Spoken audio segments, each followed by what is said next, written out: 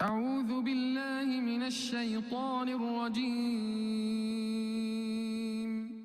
بسم الله الرحمن الرحيم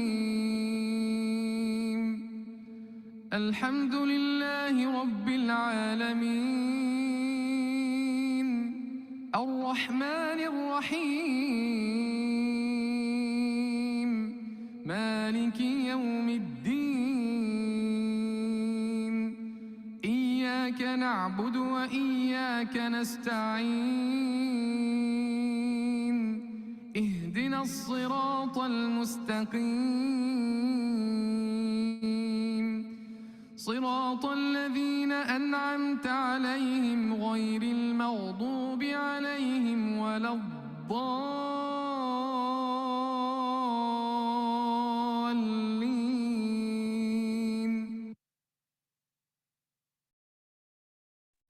آمین. السلام علیکم ورحمۃ اللہ وبرکاتہ. کیسے ہیں آپ سب؟ الحمدللہ الحمدللہ. اور کیسا گزرا آپ کا ویکینڈ؟ میں بالکل ٹھیک ہوں الحمدللہ، اللہ کا شکر. الحمدللہ. بیزی الحمدللہ الحمدللہ. اللہ سبحانہ تعالیٰ اسی طرح خیر و عافیت کے ساتھ ہمارے دن گزروائیں. ہمارے دن ہماری راتیں سب اللہ کی اطاعت میں. آمین ثم آمین. میں بالکل ٹھیک ہوں شاہدہ باجی الحمدللہ. چلیے انشاءاللہ دعاؤں کے ساتھ سٹارٹ کرتے ہیں.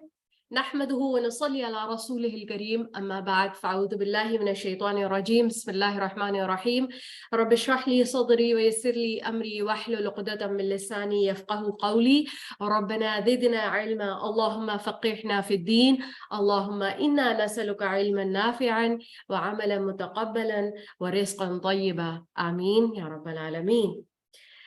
جی جناب، تو ہم کیا پڑھ رہے تھے؟ لاسٹ ٹاپک یاد ہے؟ لاسٹ ٹاپک جو ہم پڑھ رہے تھے تھرسڈے کو، کسی کو بھی یاد نہیں ہے؟ میرے پاس جو لکھا ہے وہ روحانی علاج لکھا ہوا. بالکل ٹھیک ہے، بالکل صحیح لکھا ہوا ہے. الحمدللہ الحمدللہ. آپ دیکھیں ہم بیماریوں سے لے کے پرہیز پھر علاج سب کے بارے میں مستقل پڑھتے آ رہے ہیں. مجھے یہ بتائیں جب ہم خود بیمار ہوتے ہیں تو ہمارا کیا دل چاہتا ہے؟ کیا ہم صرف جسمانی طور پہ بیمار ہوتے ہیں، کمزور ہوتے ہیں، یا کسی اور طریقے سے بھی ہم کمزور ہوتے ہیں؟ روحانی طور پہ ہوتے ہیں کہ دل چاہتا ٹھیک ہے ہے کہ دوسرا کام ڈالے ہم کے اوپر. ٹھیک ہے. اچھا جی، روحانی طور پہ بھی ہوتے ہیں. اور کیسے کمزور ہوتے ہیں؟ دیکھیں ہم سب کبھی نہ کبھی بیمار ہوتے ہی ہیں، ٹھیک ہے نا؟ ٹھیک ہے. ایمانی طور پہ تھوڑے کمزور ہو جاتے ہیں کیونکہ ہم اس طرح سے عمل نہیں کر پاتے نا جیسے ہم یوزولی کر رہے ہوتے ہیں. اور بتائیں اور کس لحاظ سے؟ یلا مینٹلی اللہم بارک اللہم بارک، اسپرچولی، ایموشنلی. الحمدللہ الحمدللہ. سسٹر ناز اعصابی طور پہ بالکل شاہدہ باجی بالکل ٹھیک ہے. جب ہم بیمار ہوتے ہیں ہمارا کیا دل چاہتا ہے؟ ہم دوائیں خود کھا لیتے ہیں، ٹھیک ہے، کوئی کیئر کرے ہماری. کوئی کیئر کرے. الحمدللہ الحمدللہ. کبھی کبھی ہمارا صرف یہ بھی دل کرتا ہے نا کہ کوئی دو لفظ ہم سے آ کے بول لے، کوئی بات کر لے، ہمارے لیے کھانا بنا دے. بالکل ماشاء اللہ اللہ مبارک. ایگزیکٹلی جس چیز کی ہمیں ضرورت ہے ہماری وہ ضرورت پوری کر دے. کوئی دو میٹھے بول دے، صرف یہ بول دے آپ کیسی ہیں. اگر ہمارے یہ سارے کام کوئی کر دے تو تب بھی یہ کمی رہتی ہے نا اگر کوئی ہمیں نہ پوچھے تو. ہوتا ہے کہ نہیں ہوتا؟ ہوتا ہے نا.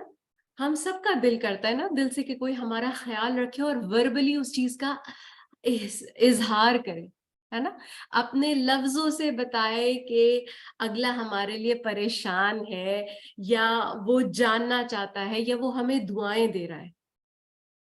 تو آج جو ہے نا وہ انشاءاللہ ہم پڑھیں گے عیادت کے مسنون طریقے. इनफैक्ट कोई फॉलो अप कॉल करके ये भी बोले कि तुम्हारे लिए दुआ की, बिल्कुल इतना दिल बड़ा हो जाता है उस वक्त कि बस। बाज दफा ऐसा होता है कि अल्हम्दुलिल्लाह घर में खाना भी होता है, हमने 2 दिन का जैसे पकाया हुआ है, ठीक है, हमारे पास फ्रिज में भी सारी चीजें हैं और हमें उस तरह से फिजिकली किसी की जरूरत नहीं है, मगर ये जो इमोशनली और मेंटली कोई हमारा ख्याल करता है ना, तो वो समटाइम्स जो है ना वो इतना बड़ा हो जाता है कि वो सारी उम्र वो चीजें याद रहती हैं। आई स्टिल रिमेम्बर कि जब हस्बैंड जो थे वो आउट ऑफ टाउन थे, काफी पुरानी बात है, और I was alone with the kids, और मैं एक्सपेक्ट कर रही थी और मेरी तबीयत बहुत ज्यादा खराब थी। तो मेरी एक फ्रेंड ने कॉल की एंड उसने मुझसे पूछा कि कैसी हो। मैंने तो आपको पता है ना, वैसे ही बंदा इतना ज्यादा इमोशनल हो जाता है और उस टाइम पे एक्स्ट्रा इमोशनल हो जाता है। उसने she just heard my voice और उसने मुझे कहा कि तुम अकेली हो, मैं आ रही हूँ। मैंने कहा तुम बहुत दूर रहती हो, 1 घंटे की ड्राइव पे, नहीं जरूरत नहीं है, I am fine. She said नहीं, और वो अपने हस्बैंड के साथ आई है और वो लोग मेरे घर पे रुके हैं सुबह, वो ऑफिस वहां से गए हैं। और मुझे वो चीज ना कभी नहीं भूलती, मुझे जब जब याद आता है ना, मेरे लिए, मेरे दिल से उसके लिए दुआ निकलती है। और अल्हम्दुलिल्लाह we are still in touch. और तो उससे मुझे ये हुआ कि मैं कोशिश करती हूँ कि अगर मेरे जानने वालों में से, मेरे दोस्तों में से कोई बीमार है ना, तो अगर मैं कुछ भी नहीं कर सकती, और स्पेशली अब जबकि मैं इतनी दूर हूँ, तो एटलीस्ट कोई वॉइस मैसेज कर दूं, कोई दुआ लिख के दे दूं, कोई कॉल कर लूं कि इमोशनल सपोर्ट दे सकूं। ठीक है, तो इंशाल्लाह आज हम इसी के मुताल्लिक पढ़ेंगे और फिर इंशाल्लाह हमने इसको, जो हम थ्योरी पढ़ेंगे, इंशाल्लाह आज हम अप्लाई करेंगे और हम ये देखेंगे कि नबी सल्लल्लाहु अलैहि वसल्लम किस तरह अपने सहाबा कराम का ख्याल रखा करते थे। ठीक है, तो आप लोग रेडी हैं? टाइप 1 अगर आप सब रेडी हैं तो इंशाल्लाह हम स्टार्ट करते हैं। बिस्मिल्लाहिर्रहमानिर्रहीम।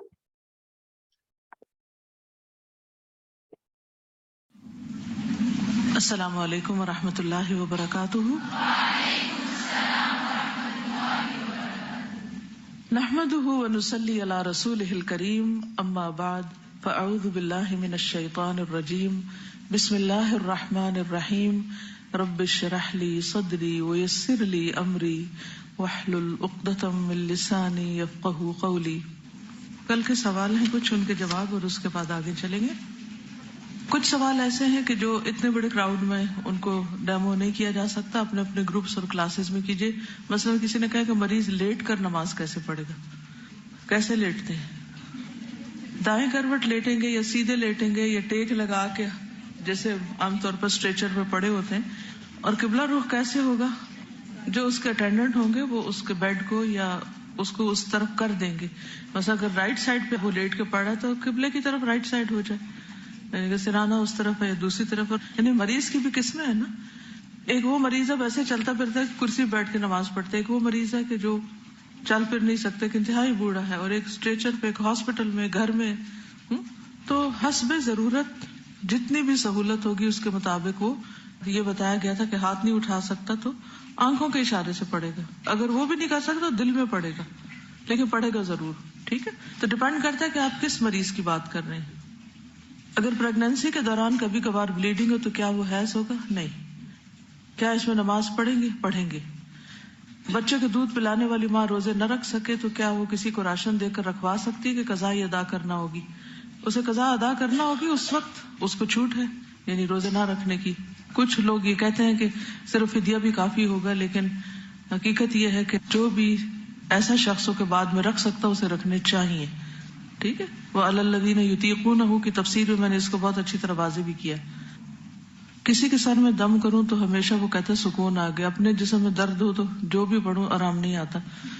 आप किसी और को कह दें, ये ऐसे होता है। अगर आप अपने आप को खुद खारिज करें या मसाज करें तो वो उस तरह इफेक्टिव नहीं होता जब कोई दूसरा आपको करता है। तो आप किसी और की खिदमत हासिल कर लें। क्या गीली मिट्टी से तयम्मुम किया जा सकता है? नहीं, सूखी से ही करेंगे। इल्ला ये कि बारिश है और सूखी कहीं भी नहीं है तो थोड़ी सी लेके हाथ में सुखा ले और फिर उसको सूखी मिट्टी बना ले और اسی سے ہی کریں.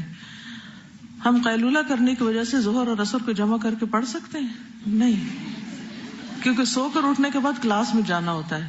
آپ اتنا کیوں سوتے ہیں کہ آپ کی نماز لیٹ ہو؟ قیلولہ کتنے منٹ کا ہوتا ہے؟ 5 سے 15 منٹ، اس سے زیادہ تھوڑی.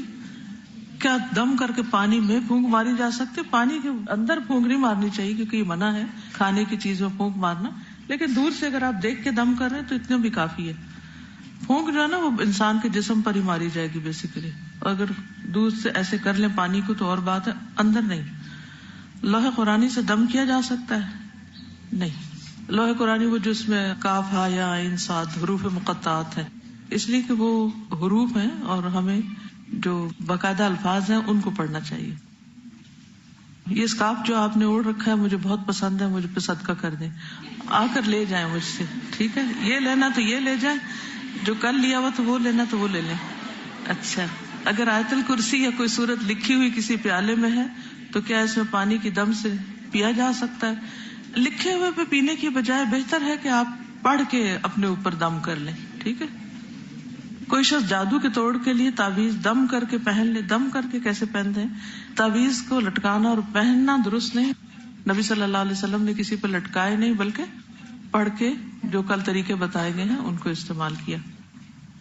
اگر کسی کو نظر لگی اور یہ پتا ہو کہ کس کی لگی ہے تو کیا یہ طریقہ ہے کہ وہ اپنے جسم کا پانی دھو کر نظر لگنے والے پہ چھڑک دے؟ اپنے کا نہیں، جس کی لگی ہے اسی پہ چھڑکیں گے، ٹھیک ہے؟ انہوں نے کرسی پہ بیٹھ کے پڑھنے کا طریقہ پوچھا ہے. اگر ایک شخص ایک لمحے کے لیے بھی کھڑا ہو سکتا ہے نا تو اس کو بھی قیام میں کھڑا ہونا چاہیے. اور اس میں یہ ہے کہ اگر آپ کھڑے ہو کے پڑھ رہے ہیں تو رکوع آپ اگر بیمار نہیں ہے تو پورے کا پورا کیجئے، اور اگر آپ بیمار ہیں تو جتنی آپ کی کمر جاتی اتنا کر لیں.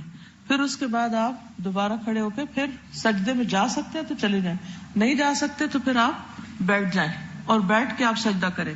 رکوع کے لیے یہ ہے، یعنی اگر آپ کھڑے ہو کے رکوع نہیں کر سکتے اور بیٹھ کے رکوع بھی کرنا ہے تو رکوع کے لیے نصف جھکے اور سجدے کے لیے اس سے زیادہ، ٹھیک ہے؟ اور اشاروں سے پڑھ لیجیے، باقی اسی طرح ہی ہوگی، ٹھیک؟ ہاں، گھٹنوں پر ہی ہوں گے جی، کیونکہ کسی اور چیز کے اوپر سجدہ نہیں کر سکتے جیسے میز وغیرہ. بہت سے لوگ وظیفہ پڑھتے ہوئے بولتے نہیں، کہتے ہیں بولنا نہیں. وہ اس لیے کہ ان کے خشوع خضوع میں خلل پڑتا ہوگا نا. کیا دم کرتے ہوئے کسی سے کوئی بات نہیں کر سکتے؟ نہ کرے تو بہتر ہے، تاکہ ایک کام جو کر رہے ہیں اس کو تسلی سے کرے، ورنہ بھول جائیں گے کیا پڑھا تھا کیا نہیں پڑھا تھا. کسی نے لکھا ہے چہرے پر لگانے کے لیے دوائی کریم سے پہلے سورۃ البقرہ کی آیت سے بہت اللہ ومن احسن من اللہ سے بہت پڑھ لیں. قرآن کی آیت ہے، لیکن قرآن کو صرف ان مقاصد کے لیے. اس آیت کا اصل مقصد کیا ہے؟ اس سے بہت سے مراد کیا ہے؟ اللہ کا رنگ. آپ کو دیکھ کے خدا یاد آئے، ٹھیک ہے؟ جن کتنے قسم کے ہوتے ہیں؟ کتاب ایک لے لیں وہاں سے بک سٹال سے جو جنات پر ہے اور وہ پوری پڑھ لیں، سب پتہ چل جائے گا. بعض اوقات نیومرولوجسٹ قرآنی آیت یا سورت کسی خاص مسئلے کے لیے بتاتے ہیں. انہیں ان کے کہنے پر پڑھنا یا یقین رکھنا کہ اللہ شفا دے گا یقین کیا جا سکتا ہے. تو اس سے زیادہ یقین رکھے نا ان چیزوں پر جو نبی صلی اللہ علیہ وسلم نے بتائی ہیں، ٹھیک ہے؟ وہ زیادہ بہتر ہے. لیکن اگر کوئی کہتا ہے کہ یہ آیت پڑھو تو پڑھ لیں، کوئی حرج نہیں ہے. یہ کسی نے لکھا ہے کہ کل آپ نے جو ہوم ورک دیا تھا بلڈ گروپ کے بارے میں تلاش کرنے کا، تو اس کا بہت فائدہ ہوا اور مزہ بھی آیا. کیونکہ وہ وقت جب کوئی چیز کھائی اور دوسروں کو نقصان نہیں اور مجھے ہوا تو یاد آیا اور بات بھی سمجھ آ گئی کہ ایسا ہونے کی کیا وجہ ہو سکتی کہ ایک ہی چیز دوسرا کھا رہا ہے اس کے لیے ٹھیک ہے اور میں نے کھائی تو میں بیمار ہوں. خیر، اپنے بلڈ گروپ کے حوالے سے تو بہت سی چیزیں پتہ چلی. یہ کوئی جنرل باتیں جو اس چارٹ میں تھی وہ شیئر کروں گی. جو چارٹ انہوں نے پڑھا اس میں لکھا ہوا تھا کہ honey suitable for all blood groups, یعنی ہنی ایسی چیز ہے جو آل بلڈ گروپس کے لیے ٹھیک ہے. فگ ایکسیلنٹ فار آل، سب بلڈ گروپس کے لیے بہترین. Highly beneficial for all but suitable for B type. Date suitable for all blood groups, یعنی کھجور بھی سارے بلڈ گروپس کے لیے سوٹیبل ہے. اچھا، پھر interestingly pork poisonous for all blood groups, سب کے لیے نقصان دہ، حیرت کی بات ہے. پھر ہیم، یہ بھی پورک کی قسم ہوتی ہے، یہ بھی لکھا ہے poisonous for all blood groups. پھر bacon poisonous for all blood groups. جب میں یہ چارٹ پڑھ رہی تھی تو مجھے جہاں ان چیزوں کا جو مجھے بہت پسند ہے، مثلاً آئس کریم، پتا چلا جو میرے لیے ہرگز فائدہ مند نہیں، تو اس پر بہت دکھ بھی ہوا. خوشی ہونی چاہیے تھا کہ پتہ چل گیا، الحمدللہ ساتھ جب یہ پڑھا تو اطمینان اور خوشی حاصل ہوئی. جن اشیاء کا قرآن و حدیث سے فائدہ معلوم ہوتا ہے وہ سائنس کی تحقیق سے بھی سب کے لیے قابل استعمال اور فائدہ مند ہے. اور جس چیز کو قرآن نے حرام کیا لحم الخنزیر، اس کی تینوں معروف قسمیں انسانی جسم اور ہر قسم کے بلڈ ٹائپ کے لیے زہر ہیں. اللہ اکبر. پڑھ کر خوشی بھی ہوئی اور اللہ پر پیار بھی کہ اس نے کتنے پہلے ہی تاکیدی طور پر ہمیں اس چیز سے خبردار کر دیا جو ہمارے لیے اچھی نہ تھی، اور ان کے متعلق علم بھی دیا جو مفید ہے. اللہ ہم سب کو حلال طیب اور جو ہماری اپنی صحت کے لیے اچھا ہو وہی کھانا نصیب کرے. چلیے ٹھیک ہے. کچھ لوگوں نے اپنے تجربے شیئر کیے دم کرنے کے، اور ان کو فائدہ بھی ہوا اور تھرل بھی. تو انشاءاللہ یقین کے ساتھ آپ کرتے رہیں گے تو بہت فائدہ ہوگا. اور سب سے بڑی بات ہے کہ اللہ کا ذکر کرنے کا موقع مل جاتا ہے اسی بہانے. اور اللہ تعالیٰ کسی تکلیف میں کیوں ڈالتے ہیں؟ تاکہ ہم اس کی طرف رجوع کریں، اور وہ مقصد پورا ہو جائے تو بس ٹھیک ہے. چلیے اگلا سبق شروع کرتے ہیں. قل ان صلاتي ونسكي ومحياي ومماتي لله رب العالمين لا شريك له وبذلك امرت وانا اول المسلمين. قل ان صلاتي، تو سب سے پہلے نماز کا ذکر ہے.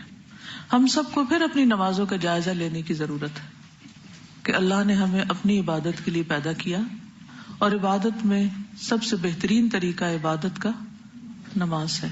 کیا واقعی ہماری نماز ہمارے لیے اطمینان کا باعث ہے؟ اس سینس میں کہ ہم جب پڑھتے ہیں تو ہمیں خوشی ہوتی ہے کہ ہم نے اللہ سبحانہ و تعالیٰ کی عبادت اچھے طریقے سے کی، یا اس کے بعد ایک گلٹ آتی ہے کہ ٹھیک نہیں پڑھی. کیونکہ ہم سب کو کنٹینیوسلی اپنی نمازوں کو امپروو کرتے رہنا چاہیے، اور کبھی بھی اس پر راضی نہیں ہو جانا چاہیے.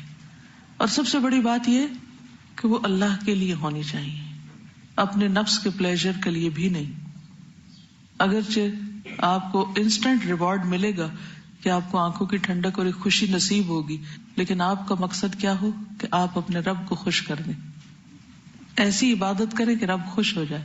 اور سب سے زیادہ قرب نماز میں سجدے کی حالت میں ہوتا ہے، تو اپنے سجدوں کو بہترین بنائیں، اور اس کے لیے دعا بھی کریں کہ اللہ اپنی عبادت کو میری آنکھوں کی ٹھنڈک بنا دے اور میرے لیے خوشی کا باعث بنا دے. جب جا نماز کی طرف قدم اٹھانے ہو تو اپنے دل کا جائزہ لیا کریں کہ کن قدموں سے جا رہی ہوں، بوجھل قدموں سے یا خوشی کے ساتھ. اور کیا میں اس وقت کا انتظار کرتی ہوں یا آ جائے تو مصیبت سمجھتی ہوں؟ کیونکہ اگر ہم نے سب سے پہلا کام ہی درست نہیں کیا تو باقی زندگی کیسے درست ہو سکتی؟ ان صلاتی ہی اگر ٹھیک نہیں ہوئی تو باقی کام کہاں سے ٹھیک ہوں گے؟ اور نماز کے لیے طہارت شرط ہے. اگر طہارت ہی نہیں حاصل ہوئی تو باقی اگلا حصہ تو ویسے ہی بیکار ہو جائے گا. تو اول سے آخر تک اس حصے پر فوکس کیجیے، اس کے مطابق اپنا جائزہ لیجیے. کیونکہ نماز ہمیں بار بار اس بات کی پریکٹس کرواتی ہے کہ ہمیں سب کام اللہ کے لیے کرنے، دکھاوے اور ریاکاری کے لیے نہیں. اور جب ہمارا معاملہ اللہ سے درست ہو جاتا ہے تو بندوں سے بھی ہو جاتا ہے، کیونکہ پھر ہم بندوں سے کسی قسم کی غرض نہیں رکھتے، اور بندوں کو جب ہماری جہاں بھی ضرورت ہوتی ہے حسب حیثیت حسب استطاعت ہم آگے بڑھتے ہیں. اسی میں ایک چیز عیادت ہے، اور یہ ہمارے دین کا ایک بہترین خوبصورت باب ہے کہ جس میں ہمیں دکھی مریضوں، پریشان حال، مایوس اور تکلیف میں مبتلا بیماروں کی مزاج پرسی اور ان کی خدمت کا موقع ملا ہے، اور اس کا بہترین اجر بھی بتایا گیا ہے. تو آج ہم عیادت کے موضوع پر بات کریں گے. عیادت کیا ہوتی ہے؟ عیادت کا مطلب کیا ہے؟ عیادت ہوتی ہے صحت مند انسان کا بیمار کے پاس بطور ہمدردی اور غم خاری جانا. یعنی بیسک کانسیپٹ کیا ہے کہ آپ جا کر اس کی ہمدردی کریں اور اس کے غم کو بانٹیں، اس کا غم ہلکا کریں، اسے تکلیف پر صبر کی تلقین کرنا، تسلی اور تشفی دینا، نیز اللہ تعالی کی رضا کی خاطر اسے تعاون اور مدد کی پیشکش کرنا. یہ عیادت ہے. تو کون کون سے کام ہیں؟ مریض کی ہمدردی، غم خاری، صبر کی تلقین، تسلی اور تشفی، تعاون اور مدد، اور یہ سب کچھ صرف اور صرف اللہ کی رضا کی خاطر، اللہ سے بدلہ لینے کے لیے، اللہ سے جزا کی توقع رکھتے ہوئے. مریض سے نہیں، کیونکہ مریض بیچارہ تو محتاج ہے، وہ آپ کو کیا دے گا. تو آپ مریض کے لیے بوجھ بن کے نہ جائیں، جو بھی اس کے لیے کریں، بلکہ خوشی کا باعث کہ وہ آپ کے جانے سے اچھا محسوس کرے، ہلکا محسوس کرے. تو یہ جو بنیادی کانسیپٹ ہے یہ ذہن میں ہو. یہ نہیں کہ ہم جا کے مریض کے سر پہ بوجھ بن جائیں، الٹا وہ اٹھ کے ہمارے لیے چائے بنانا شروع کر دے، یا ہمارے لیے بیٹھنے کی جگہ تیار کرنی شروع کر دے، یا پورے گھر کو صاف کرنا شروع کر دے کہ لوگ میری عادت کو آ رہے ہیں تو میں ذرا ہر چیز ٹھیک کر دوں. مہمان بن کر نہ جائیں، عیادت کرنے والا بن کر جائیں. مریض سے کسی قسم کے فیور کی توقع نہ رکھیں، دینے والا بن کر جائیں، فائدہ پہنچانے والا بن کر جائیں. جس طرح فائدہ مند مریض ہوتا ہے اسی طرح فائدہ مند عیادت کرنے والا بھی ہوتا ہے. عیادت مسلمان مریض کا حق ہے، حقوق العباد میں سے ایک اہم حق ہے جو ایک مسلمان کا دوسرے مسلمان پر ہے. حدیث میں آتا ہے حق المسلم علی المسلم 5، مسلمان پر مسلمان کے 5 حقوق ہیں. سلام کا جواب دینا، مریض کی عیادت کرنا، جنازے کے ساتھ جانا، دعوت قبول کرنا اور چھینک کا جواب دینا. ٹھیک ہے، یہ دوسرے کا حق ہے. اگر آپ نہیں دیں گے، سلام کا جواب نہیں دیں گے، چھینک کا جواب نہیں دیں گے، یا بیماری پر کسی کو نہیں پوچھیں گے تو کیا کریں گے؟ حقوق العباد میں کمی. کیونکہ بہترین انسان وہ ہے جو انسانوں کو نفع پہنچائے. اللہ کے نزدیک محبوب ترین عمل کیا ہے کہ انسان کسی کے دل میں خوشی پیدا کر دے، دوسروں کے لیے خوشی کا پیغام بن کر جائیں. پھر یہ کہ صرف حق ہی نہیں بلکہ ایک درجے میں واجب بھی ہے. رسول اللہ صلی اللہ علیہ وسلم نے فرمایا 3 کام ایسے ہیں جو ہر مسلمان پہ لازم ہے: بیمار کی عیادت کرنا، جنازے میں شریک ہونا، اور چھینکنے والے کو جب وہ الحمدللہ کہے تو اس کا جواب دینا.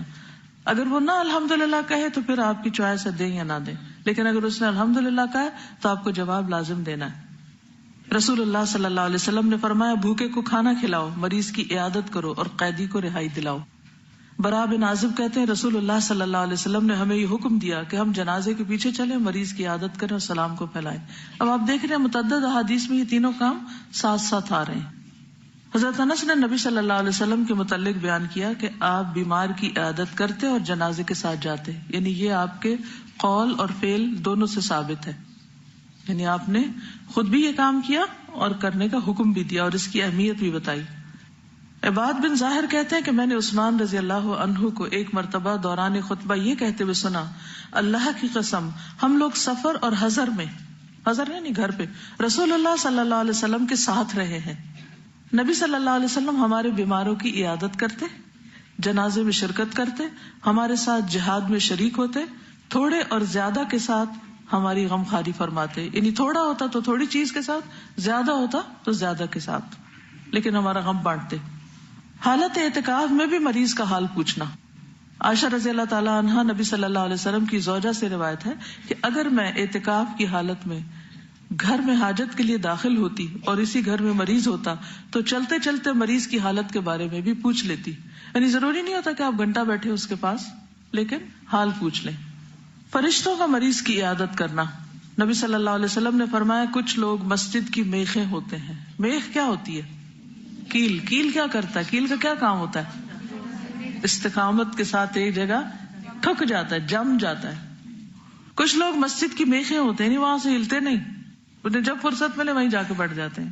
فرشتے ان کے ہم نشین ہوتے ہیں، فرشتے بھی ان کے پاس آ کے بیٹھ جاتے ہیں، کیونکہ مسجد میں کس لیے بیٹھے؟ قرآن پڑھیں، نماز پڑھیں، ذکر اذکار کریں. جیسے آپ حرم کو دیکھیں تو کچھ لوگ جاتے ہیں جب حج اور عمرے کے لیے تو وہ اپنا ٹھکانہ کس کو بنا لیتے ہیں؟ مسجد کو. اپنی ضروریات پوری کرتے ہیں، پھر واپس مسجد میں آ جاتے ہیں، وہیں بیٹھے رہتے ہیں، پڑھتے رہتے ہیں، ذکر کرتے ہیں، کبھی تھوڑا آرام بھی کر لیتے ہیں، لیکن موسٹلی وہیں پر ہی جم کے بیٹھتے ہیں. اعتکاف بھی جم کے بیٹھنے کو کہتے ہیں. اگر وہ غائب ہیں تو فرشتے انہیں تلاش کرتے ہیں کہ آج کدھر ہے، وہ آیا کیوں نہیں. بیمار ہو جائے تو عیادت کرتے ہیں. نحن اولیاؤکم فی الحیات الدنیا وفی الآخرہ. اور اگر کسی کام میں مصروف ہوں تو ان کی مدد کرتے ہیں. کسی کام میں مصروف ہوں تو ان کی مدد کرتے ہیں. ان کے کاموں میں بہت آسانی ہو جاتی، برکت ہوتی. کبھی کبھی ایسا لگتا ہے کہ اچھا اتنا بڑا کام تھا اور پتہ بھی نہیں چلا ہو گیا، اتنی جلدی ختم ہو گیا. اب ان کا طریقہ اپنا ہے، وہ کیونکہ فرشتے ہیں. ضروری نہیں کہ مادی طور پر، بعض اوقات مادی طور پر بھی کرتے ہیں، لیکن شرط کیا ہے؟ کس کو یہ ساری فیسلٹیز حاصل ہیں؟ جو بازاروں میں گھومے یا مسجد کی میخیں. یعنی نیک کام میں استقامت کرنے والے، جم کے کرنے والے. یہ جو استقامت کی بات ہے یہ بھی بڑی اہم ہے. کچھ لوگ بہت مستقل مزاج ہوتے ہیں، جو کام شروع کرتے ہیں اس کو تکمیل تک پہنچاتے ہیں، اور کچھ لوگ متلون مزاج ہوتے ہیں. اس کا کیا معنی ہوتا ہے؟ تھوڑا سا کام کیا پھر بور ہو جاتے ہیں، پھر اس سے تھک جاتے ہیں، پھر وہ ایک کام کیا پھر وہ چھوڑ دیا، پھر غور کرنے لگے، پھر غور کرنے لگے. زندگی میں کوئی چیز ان کی متعین نہیں ہوتی. تو کسی بھی کام میں اگر آپ جم کے نہیں کام کرنے والے تو وہ کام کوالٹی کا کبھی بھی نہیں ہو سکتا. ٹھیک ہے نا؟ مثلا اگر آپ کے پاس کوئی مشورہ لینے کے لیے آئے کہ مجھے کیا کام کرنا چاہیے، میرے پاس یہ بھی آپشن ہے، یہ بھی آپشن ہے، یہ بھی آپشن، تو آپ اس کو رائے دینے میں کس چیز کا خیال رکھیں گے؟ مثلا آج ہی صبح مجھ سے کسی نے مشورہ کیا کہ اس وقت میں بالکل فارغ ہوں، مجھے آپ بتائیے کہ میں کیا کام کروں. تو میں نے ان کو کیا جواب دیا ہوگا؟ جو کام آپ کو سب سے زیادہ آتا ہے، جس سے آپ میکسیمم فائدہ دوسروں کو پہنچا سکتے ہیں، تو جب آپ میکسیمم فائدہ پہنچائیں گے تو اجر بھی زیادہ ہو جائے گا. ٹھیک ہے نا؟ جتنا زیادہ فائدہ بس ایک کام آپ کو آتا ہی نہیں ہے اور آپ وہ شروع کر دیتے ہیں تو کیا کریں گے؟ وقت ضائع کریں گے، اپنا بھی دوسروں کا بھی. زندگی میں کبھی بھی کسی کو جب ہی آپ فائدہ پہنچا سکتے ہیں جب آپ کو وہ کام آتا ہوگا. اور اگر نہیں آتا تو اس کا مطلب ہم کچھ بھی نہ کریں، ہماری چھٹی. کیا ہوگا؟ اس کو سیکھیں. یعنی زندگی کا ایک حصہ ہوتا ہے جس میں زیادہ سیکھنے پہ وقت لگتا ہے، پھر ایک ہوتا ہے جس میں انسان سیکھتا بھی اور کرتا بھی ہے، پھر ایک ہوتا ہے جس میں انسان ایکسپرٹ ہو جاتا ہے، نیکسٹ لیول پہ چلا جاتا ہے، اور اس میں پھر انسان صرف بانٹتا ہے، دینے والا بن جاتا ہے، پھر اس میں سیکھنے کا ریشو کم ہو جاتا ہے. تو اگر آپ ایک گراف بنائے نا، یا ایک آپ 3 خانے بنائے، تو جیسے یلو کے بعد اورنج، اورنج کے بعد ریڈ، تو اس میں آپ دیکھیے کہ آپ کس کیٹیگری میں اس وقت. مثلا طالب علم ہوتے ہوئے زیادہ تر کام آپ کا کیا ہوگا؟ یلو میں ہے مثلا، اس میں آپ میکسیمم سیکھ رہے ہیں، پورا فوکس سیکھنے پہ. پھر آپ ایک لیول آتا ہے جب آپ ایک سرٹن لیول تک سیکھ چکتے ہیں تو پھر آپ یلو کی بجائے اورنج میں آ جاتے ہیں، جس میں آپ دونوں، یعنی کچھ ریڈ حصہ ہے کچھ یلو حصہ ہے. ٹھیک ہے نا؟ رنگوں کی تقسیم بھی ایسی ہے نا. اورنج کس سے بنتا ہے؟ ریڈ اینڈ یلو سے. ٹھیک. اب اس میں آپ کرتے رہے پھر اگلا لیول آ جائے گا جس میں آپ زیادہ دینے والے ہیں اور لینے کا عنصر کم ہو جاتا ہے، آٹومیٹکلی کم ہو جاتا ہے. انسانی جسم بھی آپ دیکھیں، جب بچپن، جوانی اور بڑھاپا، 3 حصے اگر آپ اس کے کریں تو بچپن میں زیادہ تر غذا لے رہے ہوتے ہیں، لیکن بڑھاپے میں پھر کیا کر رہے ہیں؟ وہ جو بچپن میں لیا اسی کو ایک طرح سے انٹیک کم ہو جاتا ہے لیکن اسی کو استعمال کر رہے ہوتے ہیں. رائٹ؟ تو تعین کریں کہ آپ زندگی کے کس حصے میں، ابھی آپ کو خود زیادہ پڑھنا چاہیے یا ابھی آپ کو پڑھانا چاہیے مثلا، یا کوئی بھی سکلز ابھی زیادہ سیکھنی چاہیے یا سکھانی چاہیے، اور کون سا وقت ہے کہ جب آپ کو دونوں کام ساتھ ساتھ بھی کرنے ہیں. ٹھیک ہے؟ جب آپ مثلا 50 یا 60 کراس کر جاتے ہیں تو پھر آپ کی ذمہ داریاں کچھ اور ہو جاتی ہیں. تو اس حد کو پہنچنے سے ریڈ کی حد کو ویسے بھی ڈینجر زون میں آ جاتے ہیں، ویٹنگ روم میں بیٹھے ہوتے ہیں، بلاوا کبھی بھی آ سکتا ہے. ٹھیک ہے نا؟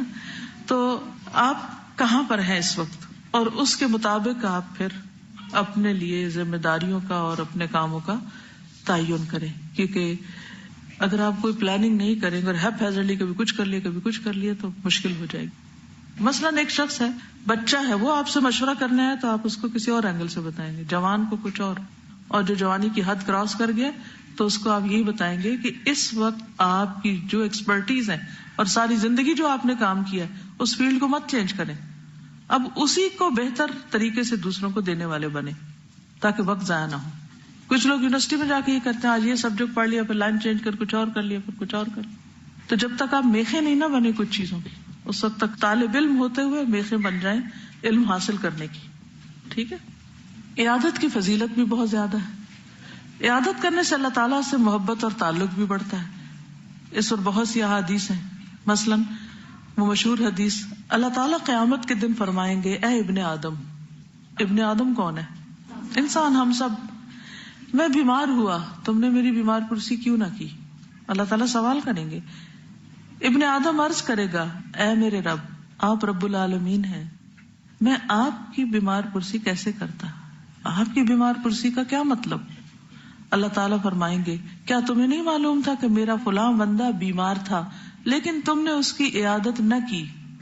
اگر تم اس کی بیمار پرسی کرتے تو مجھے اس بیمار کے پاس پاتے. تو اس سے ایک بات تو یہ پتہ چلتی ہے کہ بیمار انسان بذات خود اللہ کے قریب ہوتا ہے. بیمار اللہ کے قرب میں، اسی لیے بیماری میں خیر ہے. بیماری آپ کو اللہ کے قریب کر دیتی، حتیٰ کہ جو عیادت کرنے آتا ہے وہ بھی اللہ کو وہاں پاتا ہے. ٹھیک ہے، تو خود بیمار ہو تب بھی ڈپریشن میں نہ جائیں، اور اگر کوئی بیمار ہو تو اس خوشی کے ساتھ اس کے پاس جائیں کہ وہاں سے مجھے اللہ کا قرب نصیب ہوگا. اللہ کو خوش کرنے کا کام ہے، رائٹ؟ تو پھر آپ کو بوجھ نہیں لگے گا. صرف آپ بدلہ دینے نہیں جائیں گے، او ہو اس نے میرا حال پوچھا تو میں بھی ذرا پوچھ لوں. اس طرح کے بے روح کاموں کا فائدہ نہیں. تو اپنے ہر کام کو اتنا دلچسپ اور اتنا پر اثر بنائیں کہ واقعی آپ اپنے آپ کو بھی خوشی دیں اور دوسروں کو بھی خوشی پہنچائیں. ٹھیک ہے نا؟ اور بے روح کام بوجھ ہوتے ہیں، اور بوجھ ایک ٹینشن کا سبب بن جاتا ہے، تو اس سے نکلیں. بیمار ہو جائے تب بھی ٹینشن میں نہ آئے، خوش رہیں کہ اللہ کے قریب ہیں، اور اللہ سے قریب ہو کے دعا کریں کہ اللہ تعالیٰ مجھے اتنی اچھی صحت دیں کہ میں آپ کی بہترین عبادت کر سکوں. موقع سے فائدہ اٹھائیں، خوب خوب دعائیں کریں، اور اگر کوئی آئے تو وہ بھی خوشی سے آئے.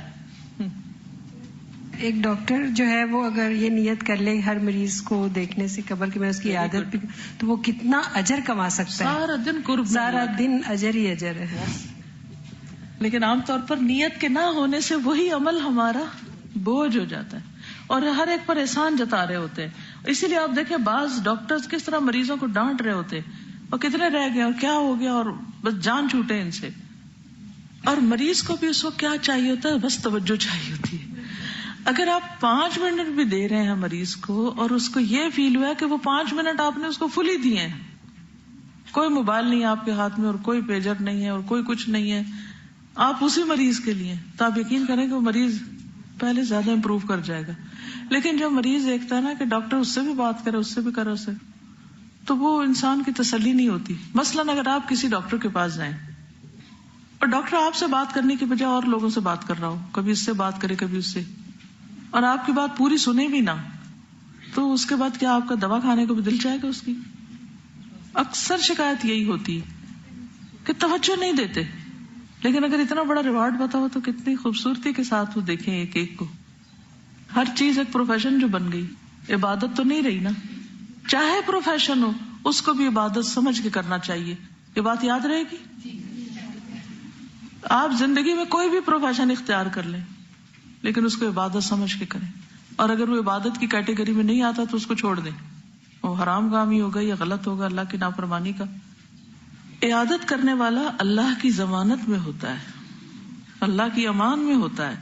رسول اللہ صلی اللہ علیہ وسلم نے فرمایا 6 خصائل ایسے ہیں، اگر کوئی مسلمان کسی ایک سے متصف ہو کر فوت ہو جائے تو اللہ کے ذمے میں ہے کہ اسے جنت میں داخل کرے گا. ایک وہ آدمی جو کسی مریض کی تیمارداری کرنے کے لیے گیا، اگر یہی کام کرتے ہوئے فوت ہو گیا تو اس کا ذمہ دار اللہ ہے. یعنی عیادت کی راہ میں فوت ہونے والا بھی جنت کما گیا.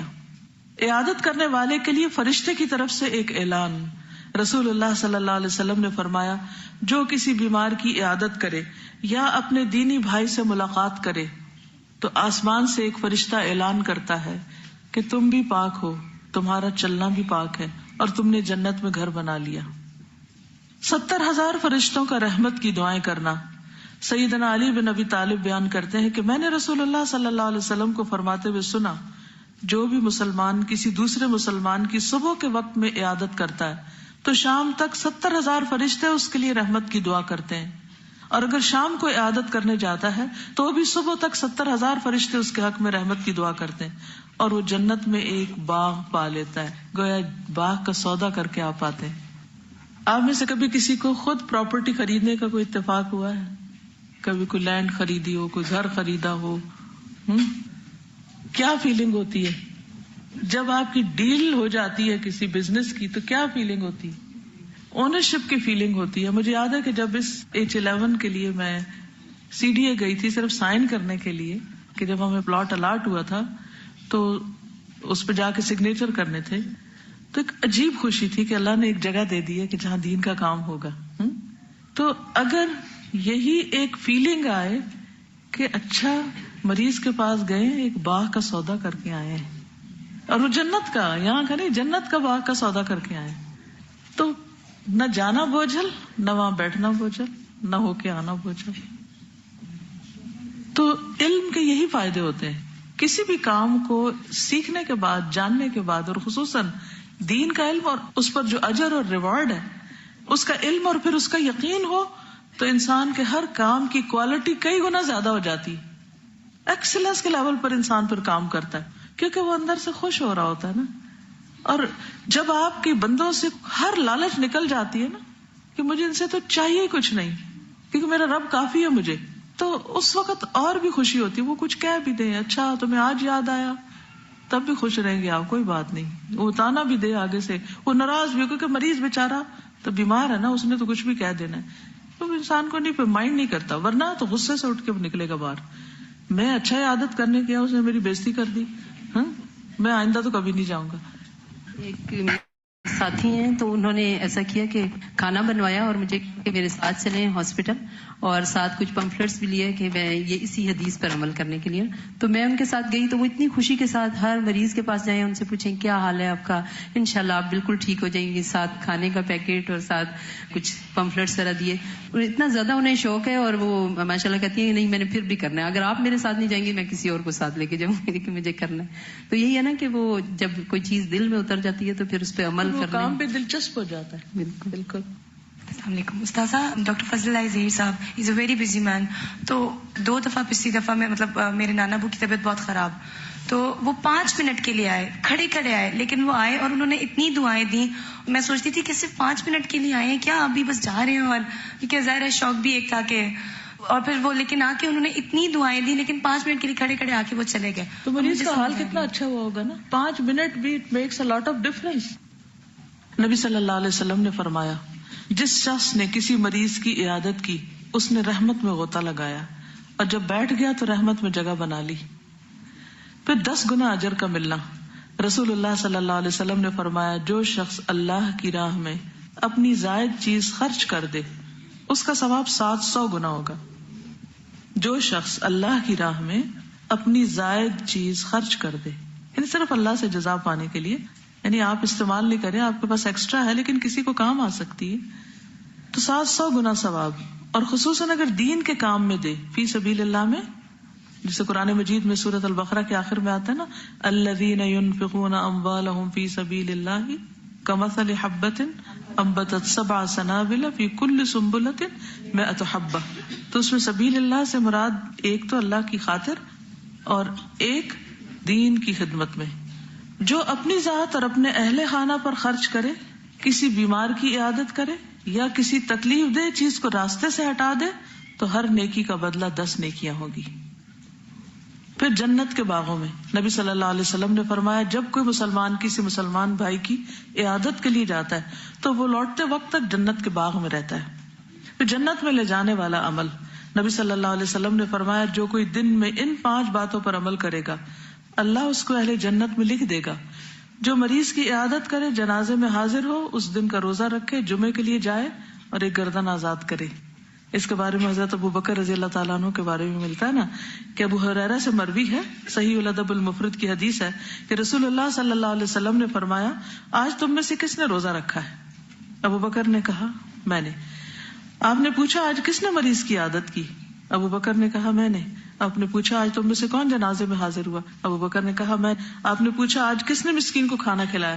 ابو بکر نے کہا میں نے. اس پر نبی صلی اللہ علیہ وسلم نے فرمایا جب کسی شخص میں ایک ہی دن یہ سب خصلتیں جمع ہو جائیں تو وہ ضرور جنت میں جائے گا. ہمارا حال یہ کہ ایک کام کر لیں تو ہم کہتے ہیں پہاڑ توڑ دیا، اب اگلا کوئی اور کرے. تو اس لیے بہت ضروری ہے کہ زیادہ سے زیادہ نیکیاں حاصل کرنے کی فکر کریں، ایک کام پہ راضی نہ ہو جائیں. اب یہ کہ کس کس کی عادت کی جائے، کس کی کریں. اب اس وقت بھی آپ سوچ لیں کہ مثلاً یہ حدیثیں پڑھ رہے ہیں تو عمل کرنا ہے آپ نے، تو آپ کس کی عیادت کو جائیں. سوچئے تھوڑی دیر کے لیے کہ آپ کے آس پاس، آپ کے خاندان میں، آپ کے رشتے داروں میں، آپ کے گھر والوں میں کوئی بیمار ہے؟ کس کس کے؟ ہاتھ کھڑا کیجیے. اللہ اکبر. تقریباً ہر ایک کے کوئی نہ کوئی ہے ایسا، قریب یا دور، جو بیمار ہے، تھوڑا یا زیادہ. ٹھیک ہے نا. تو اب ہم نے کیا کرنا ہے اس ویکینڈ پر؟ اس نیت کے ساتھ رحمت، جنت، باغ، سب کچھ، اس سب کے اجر کا یقین رکھتے ہوئے عیادت کرنی. جی اس میں یہ ہے کہ آپ فون پر بھی بات کر سکتے ہیں، آپ مریض سے متعلق جو حدیثیں تھے وہ لکھ کے بھی بھیج سکتے ہیں، یعنی اگر فزیکلی جانا ممکن نہ ہو تو کسی بھی طرح آپ ان کی مدد کر سکتے ہیں۔ پھر یہ یاد رکھیے کہ صرف بڑوں کی نہیں، چھوٹوں کی بھی عادت کی جاتی ہے، کیونکہ ہم بعض اوقات کہتے ہیں اچھا یہ تو بچہ ہی ہے نا، اس کی ماں دیکھ رہی ہے اس کو۔ اگر آپ بچے کی عادت کریں تو کتنا امپورٹنٹ فیل کرے گا کہ اچھا مجھے دیکھنے کے لیے آئے۔ تو بچوں کی عادت کرنا۔ اسامہ بن زید سے روایت ہے کہ رسول اللہ صلی اللہ علیہ وسلم کی ایک صاحبزادی نے آپ کو کہلا بھیجا، میرا بیٹا موت کی کشمکش میں ہے، اس لیے آپ تشریف لائیں، میرا بیٹا فوت ہونے والا ہے تو آپ تشریف لائیں۔ آپ کھڑے ہوئے اور آپ کے ساتھ سعد بن عبادہ، معاذ بن جبل بھی کھڑے ہوئے، میں بھی ان کے ساتھ چل پڑا۔ اسامہ وہ بچہ رسول اللہ صلی اللہ علیہ وسلم کے پاس لایا گیا، یعنی آپ کی گود میں لایا گیا، اس کی سانس اکھڑ رہی تھی، گویا وہ ایک مشق تھی، بس آپ کی دونوں آنکھیں بہنے لگی، یعنی اس کی تکلیف دیکھ کر۔ پھر خادموں کی عادت۔ انس رضی اللہ عنہ سے مروی ہے کہ ایک یہودی لڑکا نبی صلی اللہ علیہ وسلم کے لیے وضو کا پانی رکھتا تھا، جوتے پکڑاتا تھا۔ ایک مرتبہ بیمار ہو گیا، نبی صلی اللہ علیہ وسلم اس کے پاس تشریف لے گئے، اس کا بھی جا کے حال پوچھا، حالانکہ وہ نان مسلم تھا۔ پھر آپ نے اس کو اسلام کی دعوت دی تھی تو وہ مسلمان ہو گیا تھا۔ ظاہر ہے کہ ہم تو اللہ کے لیے جا رہے ہیں، ہو سکتا ہے وہ مسلمان ہی ہو جائیں۔ کمزور اور پسماندہ لوگوں کی عادت، کیونکہ یہ وہ عادتیں جن کو ہم عام طور پر اگنور کر دیتے ہیں۔ ہم سمجھتے ہیں ہمارے رشتے دار ہوں، خاندان کے لوگ ہوں، اپنے ہوں، پیارے ہوں، وہ تو ٹھیک ہے، لیکن کسی اور کی وہ ہماری ڈیوٹی نہیں۔ نبی صلی اللہ علیہ وسلم سلسلہ صحیح کی حدیث ہے، آپ کمزور مسلمانوں کے پاس آتے، ان کو دیکھتے، ان کے مریضوں کی عادت کرتے، ان کے جنازوں میں حاضر ہوتے، فری میڈیکل کیمپس لگائیں، اور اس میں صرف ڈاکٹرز اور نرسز نہ ہوں بلکہ ہیلپرز بھی ہوں جو اس وقت مریضوں کو مختلف طریقے سے ہیلپ کرے۔ میرا خیال ہے کہ کوئی نہ کوئی پروگرام بنا لینا چاہیے اور اسٹوڈینٹس کے گروپس کو لے جانا چاہیے اور ان کو پہلے ٹریننگ دینی چاہیے اور پھر اس کے بعد وہاں جا کر کرنا کیا ہے وہ بھی بتانا چاہیے۔ 2005 میں جب زلزلہ آیا اور اس کے بعد الہدا کے تحت ہی وہاں پیج 11 میں کیمپ بھی لگا، اور الحمدللہ کہ بہت سے اسٹوڈینٹس نے اس وقت اس میں، آپ خود بھی اسٹوڈنٹ؟ جی، میں ایز اے اسٹوڈنٹ ہی وہاں پہ گئی، اور استاذہ ہمیں یہ بھی کام دیا گیا کہ آپ ہاسپٹلس میں جائیں، اور آپ یقین کریں کہ اس وقت ان بچوں کی حالت جو تھی اور ان کی آنکھوں کی جیسے چمک ان کے والدین کو ڈھونڈ رہی تھی، اور گئے تو ہم ان کی تیمارداری کے لیے تھے، لیکن خود بھی اتنے دل برداشتہ ہوئے، ان کے ہاتھ گندے، ان کے منہ گندے، لیکن اس کے بعد جب ہم نے تھوڑا سا ان کی کیئر کی، ان سے باتیں کی، انہیں گفٹس وغیرہ دیے، تو تھوڑی سی دل کو سکون ضرور آیا۔ تو جو ہم کہتے ہیں نا کہ ہم اپنے پیاروں کی عادت کے لیے جائیں، تو ایسے موقع پہ ان لوگوں کی بھی عادت بہت ضروری ہے، اور سوشل ویلفیئر ڈپارٹمنٹ یہ کام کر بھی رہا ہے الحمدللہ۔ لیکن عموماً والنٹیئرز نہیں ملتے کیونکہ ہم سب اپنی دنیا میں مصروف ہیں۔ اپنا ٹائم ٹیبل ایسا بنا لینا کہ جیسے ہفتے میں کوئی ایک دن 1 گھنٹے کے لیے کسی ایسی جگہ جانے کا پروگرام بنا لیں۔ مثلا ویکینڈ پہ ہم کہتے ہیں کہ ہم اسٹوڈینٹس ہیں، ٹھیک ہے پڑھ رہے ہیں آپ، لیکن ویکینڈ پہ آپ کر سکتے ہیں، آفٹر نون میں کوئی ٹائم رکھ سکتے ہیں، اپنے آس پاس کے علاقے میں کوئی چیز ایسی دیکھ سکتے ہیں، لیکن کرنا کیا اس کی پہلے ٹریننگ لے لیں۔ تو اگر ٹریننگ ڈپارٹمنٹ ایسی ایکس اسٹوڈینٹس کے لیے، خصوصاً جب آپ لوگوں کا کورس ختم ہو جائے، تو ایسے کاموں کے لیے خود آ کے والنٹیئر کریں کہ ہمیں اس گروپ میں شامل کر لیں، ہمیں اس میں کر لیں۔ پھر ایز اے ٹیم اگر آپ جاتے ہیں تو ایک تو بوجھ نہیں ہوتا، اور دوسرا یہ کہ مل جل کے جب کام کرتے ہیں تو اس کی خوشی بھی کچھ اور ہوتی ہے، اور صرف مریض کو فائدہ نہیں ہوتا، شاید اس سے زیادہ فائدہ آپ خود لے کر آ رہے ہوتے ہیں۔ تو نبی صلی اللہ علیہ وسلم کمزور مسلمانوں کے پاس آتے، ان کو دیکھتے، ان کی عادت کرتے۔ ابو امامہ بن سہل کہتے ہیں ایک مسکین خاتون بیمار ہو گئی، رسول اللہ صلی اللہ علیہ وسلم کو اس کی اطلاع ہوئی، آپ مساکین کی عیادت فرماتے اور ان کے احوال دریافت کیا کرتے تھے، تو آپ نے اس کی بھی عادت کی۔ دیہاتی کی عیادت کرنا۔ ابن عباس سے مروی ہے کہ نبی صلی اللہ علیہ وسلم ایک اعرابی کی عیادت کے لیے گئے۔ بے ہوش شخص کی عیادت کرنا جو قومے میں پڑے ہوتے ہیں، اس کو کوئی پتہ نہیں کون آیا کون گیا، ہم تو اس کے پاس جاتے ہیں نا کہ جو ہمیں دیکھے اور وہ لکھ لے کہ ہاں وہ آیا تھا، اور پھر رسم دنیا نبھانے پر واپس آئے۔ نہیں، کوئی بھی ہو، چاہے اس کو پتہ بھی نہ ہو کہ کوئی آیا ہے اور دعا کر کے گیا ہمارے لیے۔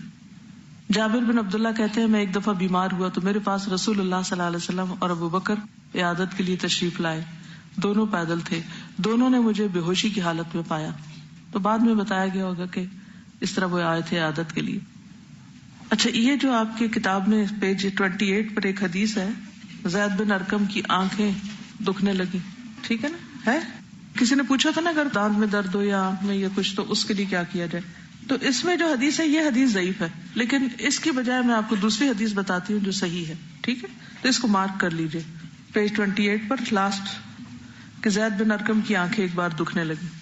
دوسری حدیث سنن نبی داؤد کی ہے، وہ بھی زید بن ارقم ہی سے روایت ہے. کہتے ہیں کہ رسول اللہ صلی اللہ علیہ وسلم میری عادت کے لیے تشریف لائے جبکہ میری آنکھ میں درد تھا.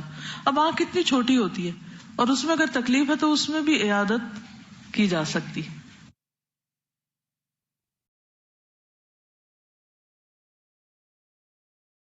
عورت کا مرد کی عادت کرنے کے لیے جانا، جیسے کوئی نرس ہے یا ویسے کوئی خاندان میں مگر مرد بیمار ہے جو محرم نہیں، مثلا دیور ہو سکتے ہیں، کوئی اور ہو سکتے ہیں، تو اس میں حرج نہیں ہے، لیکن اس کی کچھ شرائط ہیں. پردے کا خیال رکھا جائے، اکیلے نہ جائیں، فتنے کا اندیشہ نہ ہو، کوئی ایسی گفتگو نہ اس سے کریں کہ جس سے کوئی فتنہ پھیلے. ٹھیک ہے، یہ جو آپ کی کتاب میں لکھا ہے نا کہ بالکل ہی پرہیز کرے، تو ایسا نہیں ہے. خود نبی صلی اللہ علیہ وسلم نے خاتون کی عادت کی. تو خصوصاً خاندان میں یا اگر آپ پروفیشن میں ہیں کسی تو آپ کام کر سکتے ہیں، لیکن شروط اور حدود کا خیال رکھیں. کیا؟ وہی جو مرد اور عورت کے بیچ میں تعلق کی حدود ہیں. اکیلے میں کسی سے بات نہ کریں، نہ اکیلے میں کسی کے گھر جائیں، نہ اکیلے میں عادت کریں، نہ اکیلے میں کسی سے ملیں. اور دوسرا یہ کہ اپنے پردے اور حجاب کا خیال رکھیں اور اس میں کوئی لوز ٹاک نہ ہو. بعض لوگ برقع پہن کے بھی، پردہ کر کے بھی ہنسی مذاق شروع کر دیتے ہیں جو کہ غلط ہے. ٹھیک ہے نا. ام درداء رضی اللہ عنہا نے مسجد والوں میں سے ایک انصاری کی عیادت کی. تبھی خاتون ہے تو انہیں پتا چلا کہ مسجد میں فلاں شخص آتا تھا اور بیمار ہے تو وہ ان کی عیادت کے لیے گئی. رائٹ. تو جو آپ کے مثلا خادم ہے، مثلا کوئی ڈرائیور ہے، کوئی گھر میں کام کرتا ہے، یا آپ کوئی ایسا بزنس کرتے ہیں کہ جس میں آپ کوئی انٹریکشن ہے، یا کسی آفس میں کام کرتے ہیں کہ جہاں کوئی انٹریکشن ہے آپ کا، تو حدود کے اندر رہتے ہوئے آپ عیادت کر سکتے ہیں. یہ نہ ہو کہ آپ ایک نیکی کمانے جائیں اور 10 لوٹا کے آ جائیں. ایک اور حدیث ہے، حضرت عائشہ کہتی ہیں کہ جب رسول اللہ صلی اللہ علیہ وسلم ہجرت کر کے مدینہ تشریف لائے تو ابو بکر اور بلال رضی اللہ عنہما کو بخار ہو گیا. پھر میں ان کے پاس عیادت کے لیے گئی. کون؟ حضرت عائشہ. پوچھا ابا جان آپ کا کیا حال ہے اور اے بلال آپ کا کیا حال ہے. تو اس سے کیا پتا چلتا ہے کہ اتنی بات کرنے میں، حال پوچھنے میں کوئی حرج نہیں اگر کوئی بیمار ہے. تو ہم سب کو ہر موقع پر اپنی حدود کا پتہ ہونا چاہیے. اللہ نے ہمارے لیے اگر کچھ باؤنڈریز اور ہمارے لیے کچھ اگر حدود رکھی تو ہمارے فائدے میں رکھی ہیں، اور اگر ہم ان کو توڑتے ہیں اللہ کی ناراضگی تو ہے ہی، دنیا میں بھی نقصان اٹھاتے ہیں. اب اگلی بات یہ کہ عیادت کے دوران کرنا کیا ہے، وہاں جا کے کیا کرنا ہے. صرف یہی پوچھنا حال کیا ہے، یا پھر تھوڑی دیر اچھا پھر اور سنائے کیا حال ہے، پھر ہر تھوڑی دیر کے بعد اچھا پھر اور، یا اپنے مسئلے سنانے بیٹھ جائیں، یا خوفناک باتیں کرے کہ مر جاؤ گے، یہ بیماری بڑی خطرناک ہے. ہم ان کی عیادت کرنے تو انہوں نے بڑی اچھی بات بتائی. انہوں نے کہا کہ ہم جہاں پہ رہتے ہیں عربی بھی ہیں تو ہم مسجد میں جاتے ہیں. پہلے تو یہ تھا کہ قریبی جو بھی نیبرز ان کی عیادت ہم عصر کے بعد کرتے تھے. پھر ہم نے پلان کیا کہ ہر ہفتے ہاسپٹل جانا چاہیے. پوری ہماری ایک فوج ہماری تیار ہوئی اور ہم ہر ہفتے جاتے تھے. انہوں نے اتنا اچھا طریقہ بتایا کہ ہم لوگ جب جاتے تھے اور ہم لوگ اس وقت میں کتنے مریضوں کو دیکھ سکتے ہیں اور دعائیں ان کو ان کی بیماری کی تکلیف کی اجر بتاتے تھے حدیث کی روشنی میں. تو انہوں نے بڑا اچھا بتایا کہ ہماری عیادت کرنے کا طریقہ یہ ہے کہ مریض پریشان ہو جاتا ہے، ہم اس کے پاس جاتے ہیں، ہم اسے اتنی تکلیفوں کا احساس دلا دیتے ہیں. بالکل جاتے اس کا حال پوچھنے اور خود اتنا بولتے ہیں اور اپنی ساری تکلیفیں سنا کے آ جاتے ہیں. وہ بےچارا اور پریشان ہو جاتا ہے اور تھک جاتا ہے بعض اوقات. پہ بس کر دو. جی آپ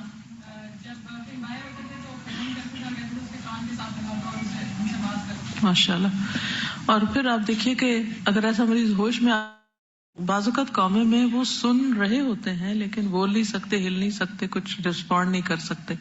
کان تو انسان کے کام کر ہی رہے ہوتے ہیں، کیونکہ جب کسی انسان سے کچھ فیض پہنچ رہا ہوتا ہے اس وقت تو ہم پھر بھی اس کی خدمت، مدد اور اس کا حال چال پوچھ لیتے ہیں. جب کسی سے ہمیں کسی نفع کی توقع نہیں ہوتی تو پھر ہم کہتے ہیں کہ یہ تو بوجھ ہے ہمارے لیے، ہمیں کیا کرنا ہے اس کو پوچھ کے، اور میں تو اتنا بڑا انسان ہو گیا اور میری اتنی ڈیوٹیز ہیں.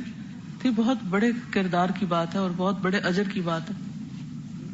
یہ بھی آپ نے جو بات کہی نا کہ بات کیا کرنی ہے، تعزیت کرنے جائیں، عیادت کرنے جائیں تو پازیٹیو جا کے بات کرنا بہت ضروری ہے، کیونکہ اس کا مقصد ہی یہی ہے کہ آپ پیشنٹ ہے یا جو تعزیت والے لوگ ہیں ان کو آپ تسکین دیں. بالکل. وہ جو ابھی بھوجا ایئر کا ایکسیڈنٹ ہوا تھا تو اس میں جو ہماری اسٹوڈنٹ تھی ان کی اور ان کے بچوں کی ڈیتھ ہوئی. اس کی تعزیت کے لیے میں جب ان کے گھر گئی تو کوئی خواتین پڑوس سے آئی ہوئی تھی, وہ بار بار ان سے یہ پوچھیں کہ باڈیز کس حالت میں تھی. اللہ اکبر. مطلب ماں اور بہن سے بار بار پوچھیں, اچھا چہرے بچ گئے تھے, اچھا باڈیز کس حالت میں. مطلب مجھے اتنی تکلیف ہو رہی تھی. پھر میں نے ان کو کہا کہ اس سے کوئی فرق نہیں پڑتا.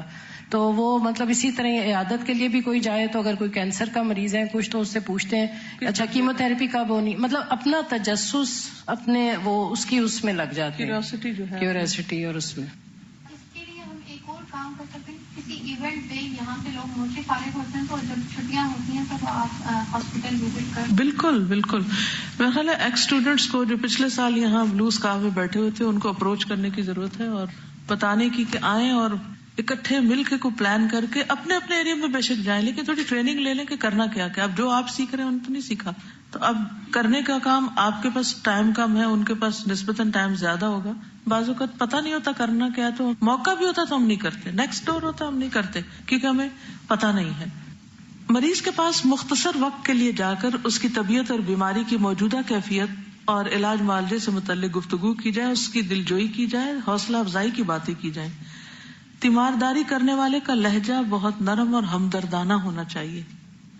نبی کریم صلی اللہ علیہ وسلم جب کسی مریض کے پاس پہنچتے تو اسے تسلی دیتے ہوئے فرماتے, لا بأس طہور انشاءاللہ, گھبرانے کی کوئی بات نہیں, اللہ نے چاہا تو یہ مرض گناہوں سے پاک کرنے کا ذریعہ ثابت ہوگا. مریض کو صحت کی امید دلانا. سعد بن ابی وقاص کہتے ہیں کہ رسول اللہ صلی اللہ علیہ وسلم حجۃ الوداع کے سال میری عیادت کے لیے تشریف لائے. میں سخت بیمار تھا تو میں نے کہا, یا رسول اللہ, میرے ساتھی تو مجھے چھوڑ کر حج کر کے مکہ سے جا رہے ہیں اور میں ان سے پیچھے رہ رہا ہوں. اس پر آپ نے فرمایا کہ یہاں رہ کر بھی اگر تم کوئی نیک عمل کرو گے تو اس سے تمہارے درجے بلند ہوں گے. یعنی اگر تم پیچھے رہ رہے تو بھی تم یہاں بھی اچھے کام کر سکتے ہو, اور امید ہے کہ ابھی تم زندہ رہو گے. یعنی امید کی بات کی, اور بہت سے لوگوں کو تم سے فائدہ پہنچے گا اور بہتوں کو نقصان پہنچے گا. یعنی جو کفار مرتدین کے خلاف آئندہ جو ہونے والا تھا, شاید اس کی طرف آپ کا اشارہ تھا کہ کچھ تم سے فائدہ اٹھائیں گے اور کچھ تم سے نقصان پائیں گے.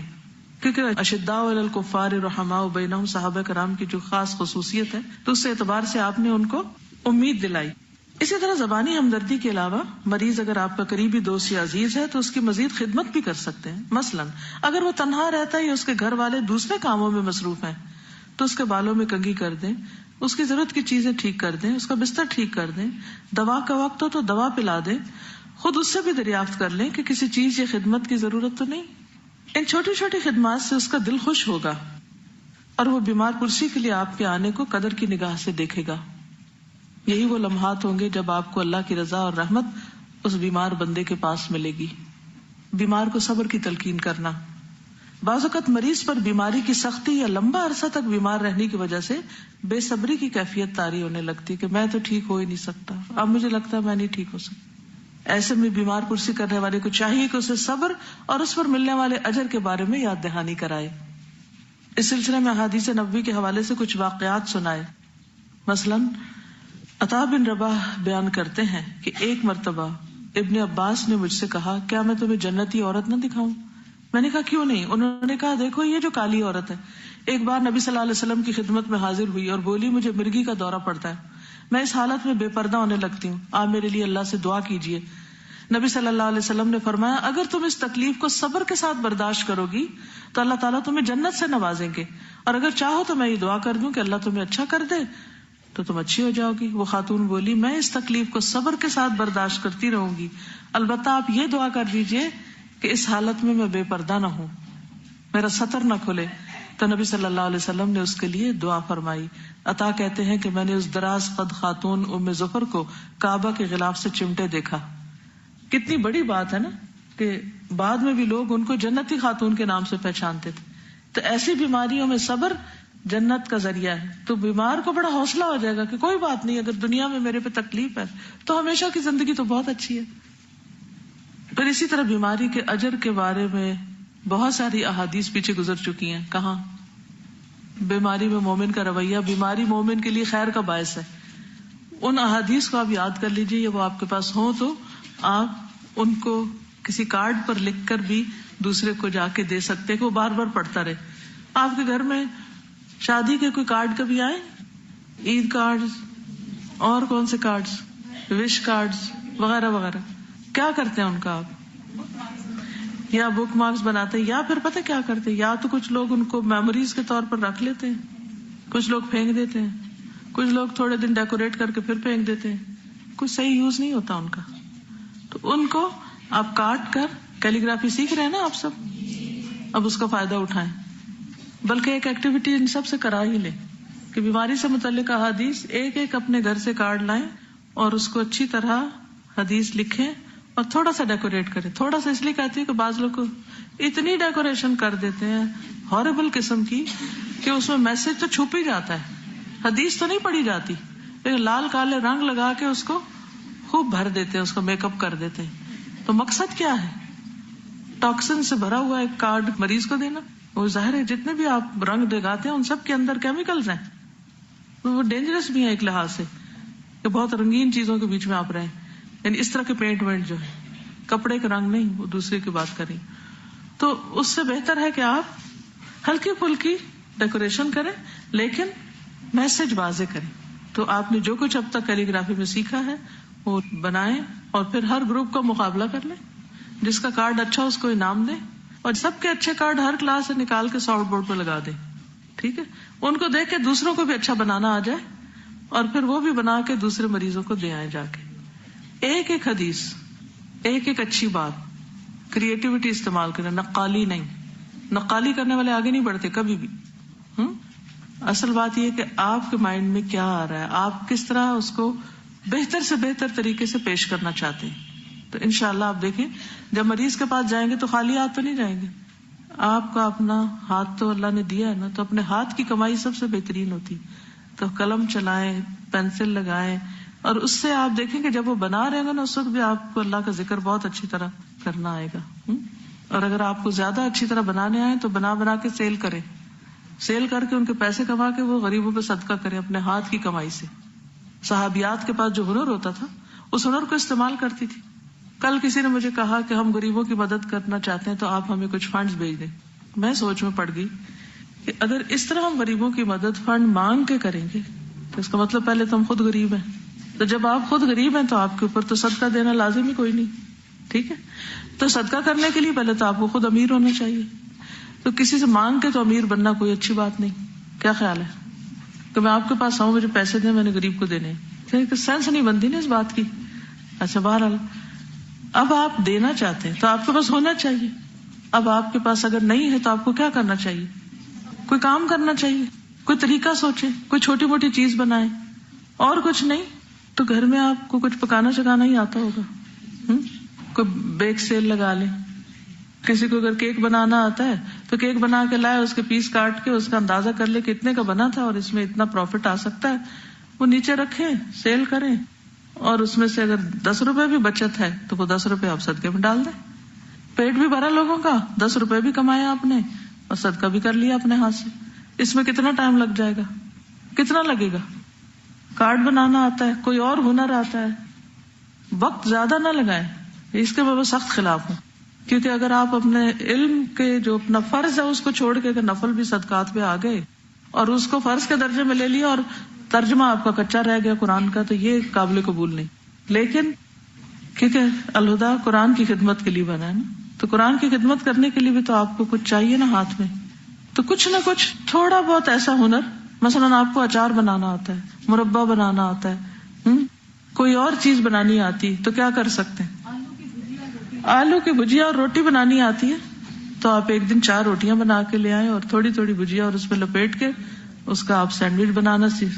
سینڈوچ یا وہ جو رول ہوتا ہے اس کی صرف ٹیکنیک ہے رول کرنے کی، نتھنگ ایلس، اس میں کچھ بھی نہیں ہے. باقی وہ سالن نہیں ہوتا جس میں بھرا ہوا ہوتا ہے. تو وہ رول کس طرح بن جاتا ہے اور زیادہ اس کی قیمت کیوں بڑھ جاتی ہے؟ شیپ. آپ کو پتا ہے الہدا کینیڈا کی بلڈنگ جب ہم نے لی تو الحمدللہ سب نے حصہ ڈالا، پوری دنیا سے لوگوں نے اپنا اپنا جو بھی تھا ڈالا حصہ. اب بھی ایسا ہوتا ہے جہاں بھی کچھ بنتا ہے سب حصہ ڈالتے. اس بلڈنگ میں بے شمار اسٹوڈینٹس کا حصہ ہے، ہر لحاظ سے حصہ. اب وہ بیٹھے گھر میں اجر کما رہے ہیں. اچھا اب وہاں ہم کیا کرتے تھے کہ ٹھیک ہے بڑی ڈونیشنز بھی ہوں لیکن وہ ایک مٹھی بھر کھجوریں بھی ضرور آئیں، کیونکہ برکت ان مٹھی بھر کھجوروں کی ہے نا. وہ جو غزوہ تبوک میں ایک صحابی کا مال سب سے اوپر رکھا گیا تھا، سب سے تھوڑا تھا لیکن محنت زیادہ تھی اس کے پیچھے اور خلوص بھی ظاہر ہے. تو ہم نے ہر گروپ کو یہ پروجیکٹ دیا کہ ہر روز ایک گروپ بریک ٹائم کے لیے کچھ بنا کے لائے گا. اب وہ اپنے انہوں نے طریقے ایجاد کیے. کسی نے پیسے اکٹھے کر کے ایک نے کوکنگ کر لی، جیسے میٹھے چاول، گڑ والے چاول بنانے فار ایگزامپل، مجھے زیادہ اچھے آتے بنانے مثلا، تو سارے وہ بنانے والا بن جائے، باقی لانے وہ کوئی گڑ لے آئے، کوئی چاول لے آئے، کوئی گھی لے آئے، کوئی ہر ایک اپنے اپنے طریقے پہ. اور الحمدللہ ہر روز بریک میں لوگوں کو مزے مزے کے کھانے بھی ملنے لگ گئے اور وہ خوشی سے خریدتے بھی تھے، اس کی آمدنی بھی ہوتی اور وہ آمدنی بلڈنگ کے اندر جا رہی تھی سب کی. تو اس میں سب کا حصہ بنا نا، پھر سب کی اونرشپ ہوتی ہے. جہاں آپ خرچ نہیں کرتے نا وہاں آپ کی کوئی اونرشپ نہیں ہوتی. مجھے کہہ رہی تھی نا گھر خریدا تھا تو اونرشپ کا احساس تھا. تو جب آپ کہیں ڈالتے ہیں، کچھ دیتے ہیں جب، تو پھر آپ اس کو اون بھی کرتے ہیں نا. اس کا ایک لطف ہی اور ہوتا ہے، اس کا ایک سکون ہی اور ہوتا ہے کہ میں نے اس میں کچھ لگایا ہے. آپ کی ایسوسیشن ایفیلیشن کچھ اور طرح کی ہوتی ہے. اور جب آپ صرف لینے والا اینڈ ہے نا، بس مجھے ملے ملے ملے، پہلے علم ملے، پھر تنخواہ ملے، پھر یہ سہولت ملے، پھر وہ ملے، پھر رسپیکٹ ملے، پھر محبت ملے، پھر کیئر ملے. تو جب آپ کی یہ سوچ ہوتی ہے تو آپ کبھی ایک تو خوش نہیں رہ سکتے، دوسرا یہ کہ آپ کبھی بھی اپنی جان نہیں مار سکتے اس کام میں، کیونکہ آپ اس کو اون ہی نہیں کرتے. آپ تو الہدا والے کہہ کے پھر بات کرتے ہیں، الہدا والے یہ کرتے ہیں اور الہدا والے وہ کرتے ہیں. ایک لوگ یہ بھی ٹرم یوز کرتے ہیں نا، الہدا والے یہ کرتے. کون کہتا ہے یہ؟ جو یہ سمجھے کہ الہدا میرا ہے وہ کہہ سکتا ہے. الہدا والے وہ کون ہے؟ جو آپ خود ہی ہیں. اگر آپ ان کو برا بلا کہہ رہے ہیں تو اپنے آپ پہ لارنے، وہ آپ ہی پہ پلٹے گا سب. تو ہمارے جو سوچنے کا انداز ہے، یا ہماری جو کسی بھی چیز کی اپروچ ہے، وہی جب غلط ہوتی، بنیاد ہی غلط ہے، تو پروگرس اور برکت کہاں سے آئے گی؟ وہ نہیں ہوتی. پھر اسی لیے دین نہیں پھیلتا. کسی بھی چیز کو ہم اپنے گھر کو نہیں کرتے، ہم اپنی چیزوں کو نہیں کرتے، وہ بھی اٹھا کے پھینکی ہوئی ہوتی ہے، کوئی سمیٹ دے انہیں ہمارے لیے. گھر جا کے بہت سے لوگ یونیفارم اتار کے بھی اس کو صحیح جگہ نہیں رکھتے، وہ ماں ہی بیچاری اٹھ کے رکھ رہی ہوتی ہے. تو آج کل کے بچے موسٹلی نہ وہ ماں باپ کو اون کرتے ہیں نہ کسی اور چیز کو، بس اپنی ڈیزائرز کو اون کرتے ہیں کہ ہمیں یہ چاہیے. تو یہ سوچ بدلنی ہوگی، کیونکہ بحیثیت پاکستانی قوم ایک مقروض قوم ہے، لینے والی قوم ہے. تو وہ لینے کی عادت پڑ چکی ہے، ہر جگہ مانگنے والی سوچ ہے، کرنے والی کوئی سوچ نہیں. تو ہمیں اس سوچ کو تبدیل کرنا ہے، ہمیں کچھ کرنا ہے اور کر کے فائدہ پہنچانا ہے. جب ہم فائدہ دیں گے تو وہ صرف ہمیں نہیں، ہماری نسلوں کو بھی پہنچے گا، کیونکہ اللہ کسی محسن کا اجر ہرگز نہیں مارتا. ان اللہ لا یضیع اجر المحسنین. تو اس لیے آپ میں سے ہر ایک یہ سوچے وہ کیا کر سکتا ہے. چلیے آگے چلتے ہیں. بیمار کو بری گفتگو سے روکنا، امر بالمعروف و نہی عن المنکر کرنا. جابر بن عبداللہ بیان کرتے ہیں کہ رسول اللہ صلی اللہ علیہ وسلم ام صائب یا ام مسیب کے ہاں تشریف لائے اور آپ صلی اللہ علیہ وسلم نے فرمایا، اے ام صائب یا ام مسیب، تمہیں کیا ہوا؟ تم کیوں کانپ رہی ہو؟ اب یہ بھی عیادت ہے نا، ٹھیک ہے نا. اس نے عرض کیا بخار ہے، اللہ اس میں برکت نہ دے. تو آپ نے فرمایا بخار کو برا نہ کہو، کیونکہ بخار بنی آدم کے گناہوں کو اس طرح دور کرتا ہے جس طرح بھٹی لوہے کی میل کو چال دور کرتی ہے. تو آپ نے اس کو روکا کہ ایسا نہ بولو. پھر دعا کرنا، بیماری اللہ ہی کی طرف سے اور بیماریوں سے بچانے والی بھی اللہ ہی کی ذات ہے، اس لیے عیادت کے لیے آنے والا صدق اور اخلاص سے مریض کی صحت یابی کے لیے اللہ سے دعا کرے. ایک مسلمان کی دوسرے مسلمان کے لیے کی جانے والی دعا جلد قبولیت کے درجے کو پہنچتی. لہٰذا اس موقع پر مریض کی تکلیف اور اذیت کو دل کی نرمی سے محسوس کر کے خصوصی تاثیر اور برکت رکھنے والی مسنون دعائیں کی جائیں. وہ انشاءاللہ آپ کو اس کارڈ میں مل جائیں گی جس کا ذکر کل بھی ہوا. جو دم ہے، دعائیں ہیں، اذہب البأس رب الناس اور اسأل اللہ العظیم وغیرہ وغیرہ، یہ سب دعائیں پڑھیں. نبی صلی اللہ علیہ وسلم نے فرمایا جب کوئی شخص کسی مریض کی عیادت کے لیے جائے تو چاہے کہ یوں کہے، اے اللہ اپنے بندے کو شفا عطا فرما، یہ تیری راہ میں کسی دشمن کو زخمی کرے گا یا تیری رضا کے لیے کسی جنازے میں شریک ہوگا. یعنی اس کے حسب حال کہ اللہ اس کو صحت دے، یہ تیرا بندہ فلاں فلاں کام کرے گا. ہر بندے کا اپنا اپنا ایک فیلڈ ہوتا ہے نا، کہ اس طرح دین کے لیے فائدہ مند ہوگا یا انسانوں کے لیے فائدہ مند ہوگا، کہ یہ کسی کے جنازے میں شریک ہوگا تو یہ فائدہ پہنچانا ہے نا اس کو. عبداللہ بن عباس کہتے ہیں رسول اللہ صلی اللہ علیہ وسلم نے فرمایا جب کوئی مسلمان دوسرے مسلمان بیمار کی بیمار پرسی کرے اور 7 مرتبہ یہ کہے اسأل اللہ العظیم رب العرش العظیم ان یشفیک، تو اللہ تعالیٰ اسے اس مرض سے شفا دے دے گا ایز لانگ ایز اس کی موت کا وقت نہ ہو. پھر مریض کے سر کے پاس بیٹھ کے دعا دینا. نبی صلی اللہ علیہ وسلم کا یہ طریقہ ہے، آپ عیادت کے لیے جاتے تو سرانے کی طرف بیٹھتے. اس کی کیا وجہ ہوگی؟ کیا حکمت ہے اس میں؟ جب آپ کسی کے فیس کے قریب ہوتے ہیں یا سر کے قریب ہوتے ہیں تو زیادہ قرب محسوس ہوتا ہے. ربیع بن عبداللہ کہتے ہیں کہ میں حسن کے ساتھ قتادہ کی عیادت کو گیا. حسن قتادہ کے سر کے پاس بیٹھے، ان سے حال پوچھا اور ان کے لیے دعا کی کہ اللہ ان کے قلب کو شفا دے اور ان کی بیماری کو دور کر دے. اللہم اشف قلبہ واشف سقمہ. دایاں ہاتھ پھیر کر دم کرنا، کل اس کا طریقہ بتایا گیا تھا. پیشانی، منہ اور پیٹ پر ہاتھ پھیر کر دم کرنا. سعد بن ابی وقاص جب مکہ میں بیمار ہوئے تو نبی صلی اللہ علیہ وسلم ان کی عادت کے لیے تشریف لائے. سعد کہتے ہیں کہ نبی صلی اللہ علیہ وسلم نے میری پیشانی پہ ہاتھ رکھا، پھر میرے منہ اور پیٹ پر ہاتھ پھیرتے ہوئے یہ دعا کی، اللہم اشف سعدن، اللہ سعد کو شفا عطا کر. میں مسلسل نبی صلی اللہ علیہ وسلم کے ہاتھ کی ٹھنڈک اپنے جگر پہ محسوس کرتا ہوں، اور یوں محسوس ہوتا ہے یہ ٹھنڈک مجھے اب بھی ہے. بعض ہاتھوں کا اثر ایسا ہوتا ہے کہ واقعی انسان کو دیر تک اس میں ایک خیر محسوس ہوتی ہے. ہر ایک کی وائبز ہوتی ہے نا اپنی اپنی، اور بعض باعث ورثہ بھی ہوتا ہے. تعاون اور مدد کرے انسان. اگلا کام کیا کرے؟ تعاون اور مدد کرے. تعاون اور مدد حسب ضرورت. اگر کھانا نہیں تو کھانا دے، دوا نہیں ہے اس کے پاس دوا لا دے، کوئی اس کے ٹیسٹ کرانے والے تو وہ کروا دے. نہیں کوئی بھی اس کے کام ہے، اس کے بچے گھر میں پڑے ہیں بیچارے بھوکے، ان کو کھانا کھلا دے. ان کو ہوم ورک کرانا ہے یا اور کوئی کام، جیسے گھر میں مثلاً آپ کی بھابھی کا کوئی بیبی ہونے والا ہے تو ایک رویہ یہ ہو سکتا ہے آپ پہ مصیبت آ گئی، اب ہمیں ان کے بچے دیکھنے پڑیں گے اور کھانا بھی ہمیں بنانا پڑے گا، اور یہ اسی وقت ان کو بچہ پیدا کرنا تھا وغیرہ وغیرہ، اور میرے بھی ایگزامز ہیں. ایک یہ رویہ ہے. اور دوسرا کیا ہو سکتا ہے؟ چلو نیکی کا ایک موقع ہاتھ آ رہا ہے، اور انسان اگر سارا کام خود نہیں بھی کر سکتا، کسی اور کی عیادت کے لیے آنے والے کی مدد لے سکتا ہے. لیکن اصل بات ہے کہ خوشی سے ہم کریں، اور اس وقت ان کے بچوں کو پڑھا دینا یا کچھ بنا دینا یا کچھ مساج کر دینا یا کوئی بھی جو آپ کے پاس اسکل ہے، کسی بھی طرح آپ کمفرٹ دے سکتے ہیں تو آپ گھر کے بیمار کو پہلے دیں اور باقی بعد میں. خیر وہ تو پھر خود غرضی والی ایک بات ہو سکتی، لیکن اگر کسی کو جنت کی خوشبو نہیں نیکی پہ ابھار سکتی تو اپنی ذات ہی کے لیے کر لے. پھر یہ ہے کہ اگر آپ کو کوئی علاج آتا ہے، مثلا کوئی شخص بے ہوش پڑا اور آپ کو پتا کیسے ہوش میں لانا ہے، تو آپ صرف دور کھڑے ہو کے نہیں عادت کریں گے، اب آپ آگے آ جائیں گے اور کہیں گے میں اس کا علاج کر سکتا ہوں، مجھے موقع دیجیے میں کروں. تو مثلاً جابر بن عبداللہ کہتے ہیں جب وہ بیمار پڑے تو نبی صلی اللہ علیہ وسلم حضرت ابو بکر ان کی عیادت کے لیے آئے. انہوں نے دیکھا کہ مجھ میں بے ہوشی غالب ہے، چنانچہ نبی صلی اللہ علیہ وسلم نے وضو کیا اور وضو کا پانی مجھ پہ چھڑکا، اس سے مجھے ہوش آ گیا. ٹھیک ہے. پھر ڈاکٹر کو بلانے کا انتظام یا ہسپتال لے جانے کا انتظام.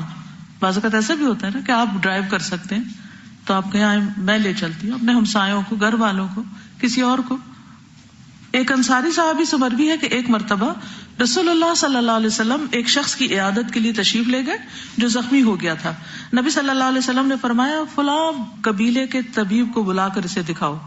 ٹھیک ہے، بنو فلاں کے طبیب کو بلاؤ، وہ ان کا ڈاکٹر ہے اور اس کو اس سے علاج کراؤ. لوگوں نے اسے بلایا تو وہ آ گیا اور کام ہو گیا.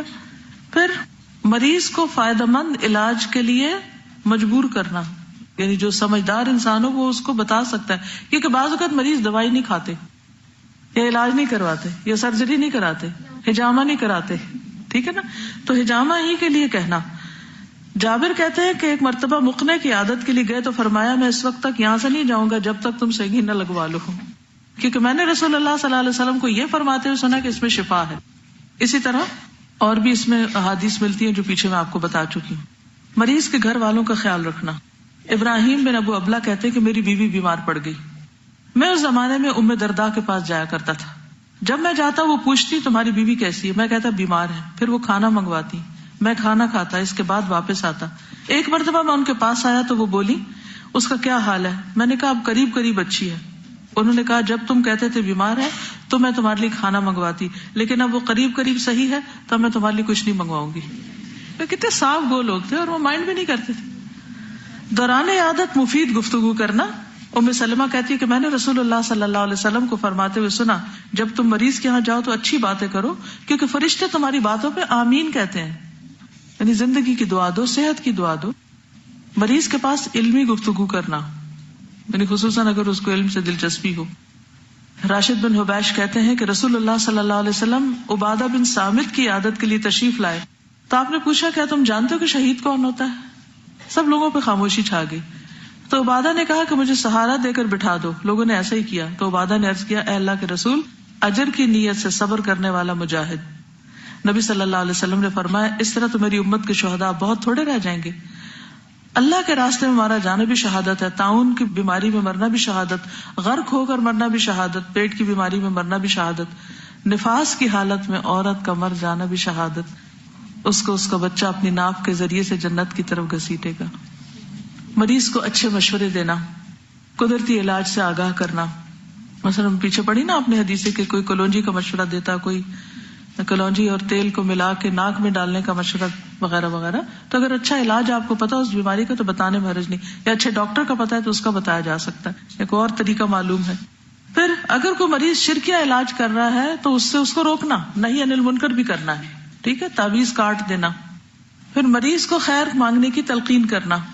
حضرت انس سے مروی ہے کہ ایک مرتبہ رسول اللہ صلی اللہ علیہ وسلم کسی مسلمان کی عیادت کے لیے گئے.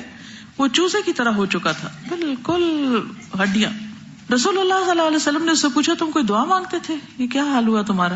اس نے کہا جی ہاں، میں یہ دعا مانگتا تھا کہ اللہ تو نے مجھے آخرت میں جو سزا دینی ہے دنیا میں ہی دے دے. نبی صلی اللہ علیہ وسلم فرمایا سبحان اللہ، تمہارے اندر اس کی ہمت یا طاقت نہیں ہے. تم نے یہ دعا کیوں نہ کی کہ اللہ ہمیں دنیا میں بھی بھلائی عطا فرما اور آخرت میں بھی بھلائی عطا فرما اور ہمیں عذاب جہنم سے محفوظ رکھ. نبی صلی اللہ علیہ وسلم نے اللہ سے اس کے لیے دعا کی تو اللہ تعالیٰ نے اسے شفا دے دی.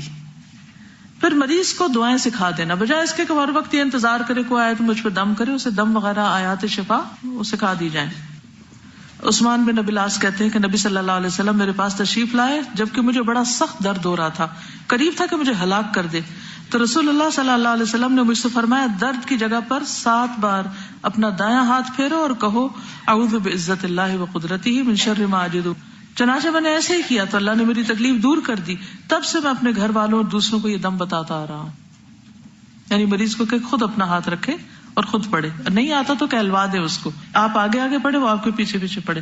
7 دفعہ کہلوائیں گے تو ہو سکتا ہے اس کو یاد ہی ہو جائے. مریض کو غلط وصیت کرنے پر روکنا، مریض کو غلط فیصلے کرنے سے منع کرنا، خصوصاً وراثت اور وصیت کے بارے میں انشاءاللہ آگے پڑھیں گے تو اس میں تفصیل بتاؤں گی کہ آپ صلی اللہ علیہ وسلم نے 7 جو بیمار ہوئے تھے مکہ میں تو انہوں نے جب وصیت کے بارے میں کچھ ایسی بات کی، یعنی وہ سارا مال صدقہ کرنا چاہتے تھے، تو آپ نے فرمایا کہ اس سے بہتر ہے کہ تمہارے بچے ہاتھ پھیلائیں، تم ان کے لیے کچھ چھوڑ جاؤ. پھر مریض کو غلط کام پر تنبیہ کرنا اور توبہ کی طرف بلانا، توجہ دلانا. مصعب بن سعد سے روایت ہے کہ ابن عمر رضی اللہ عنہ ابن عامر کی عادت کے لیے آئے. ابن عامر نے کہا ابن عمر کیا تم اللہ سے میرے لیے دعا نہیں کرتے؟ انہوں نے کہا کہ میں نے رسول اللہ صلی اللہ علیہ وسلم کو یہ فرماتے ہوئے سنا ہے کہ نماز بغیر طہارت کے قبول نہیں ہوتی اور خیانت کے مال سے صدقہ قبول نہیں کیا جاتا، اور تم بصرہ کے حاکم رہ چکے ہو، یعنی تم اپنے ان گناہوں پہ توبہ کرو. مطلب یہ تھا. کچھ اور مفید باتیں، بیٹھ کر عیادت کی جائے، کھڑے کھڑے نہ کی جائے. چاہے 2 منٹ بیٹھے تو سٹ ڈاؤن. یہ جب کھڑے ہوں گے تو مریض کہے گا ابھی چلا جائے گا، ابھی چلا جائے گا. نبی صلی اللہ علیہ وسلم نے فرمایا جو شخص کسی مریض کی عادت کو چاہتا ہے مسلسل رحمت میں داخل رہتا ہے یہاں تک کہ بیٹھ جائے. جب وہ بیٹھ جاتا ہے تو گویا رحمت میں غوطہ لگا دیتا ہے. جانے میں بھی رحمت ہے لیکن بیٹھنے میں مزید. لیکن زیادہ دیر نہ بیٹھے رہیں، نہ زیادہ باتیں کریں، نہ شور کریں. سیدنا عبداللہ بن عباس کہتے ہیں کہ رسول اللہ صلی اللہ علیہ وسلم ایک انصاری آدمی کی بیمار پرسی کے لیے تشریف لے گئے. جب اس کے گھر کے قریب پہنچے تو ایسے محسوس کیا کہ کوئی آدمی اندر باتیں کر رہا ہے، لیکن جب اس سے اجازت طلب کی اور اندر داخل ہو کر دیکھا تو انصاری کے علاوہ کوئی اور نہیں تھا. رسول اللہ صلی اللہ علیہ وسلم نے اسے فرمایا کہ مجھے ایسے سنائی دیا کہ تو کسی آدمی سے گفتگو کر رہا ہے. اس نے کہا اللہ کے رسول بخار کی وجہ سے لوگوں کی باتیں مجھے اچھی نہیں لگ رہی تھی، اس لیے میں اندر آ گیا. کیا دیکھتا ہوں کہ ایک آدمی میرے پاس آیا، وہ آپ کے بعد بہترین مجلس والا اور عمدہ گفتگو والا تھا.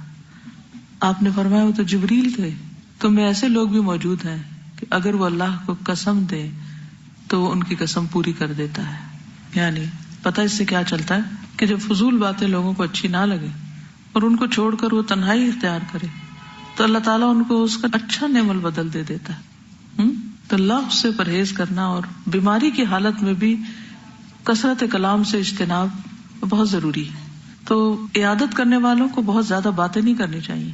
اور دوسری طرف یہ ہے کہ مریض کو بھی اس چیز سے دوسروں کو روک دینا چاہیے اگر اس کے پاس بہت زیادہ باتیں کری جا رہی ہوں.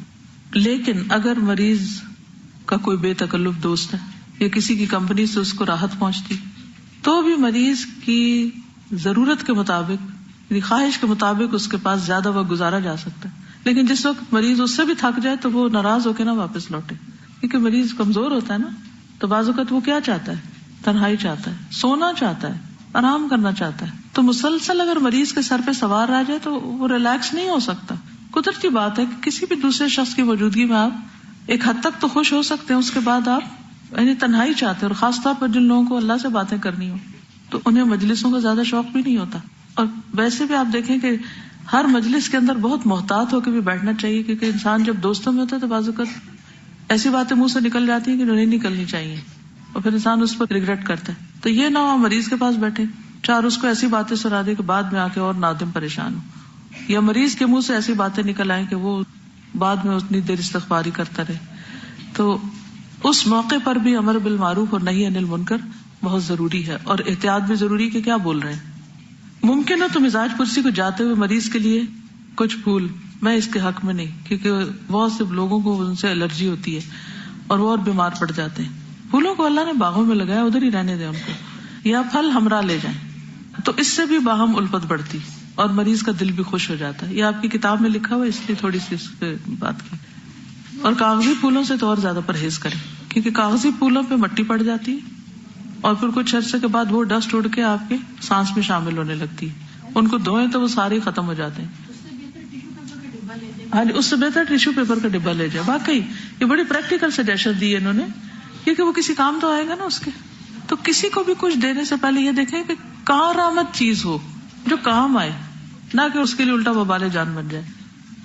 مریض کے گھر پہنچ کر ادھر ادھر تانگ جھانک سے پرہیز کیا جائے.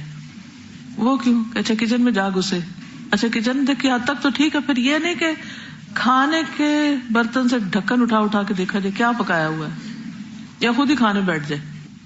عبداللہ بن ابو حذیل سے مروی ہے کہ عبداللہ بن مسعود ایک مریض کی عادت کے لیے گئے, ان کے ساتھ اور لوگ بھی تھے. اس گھر میں ایک عورت تھی.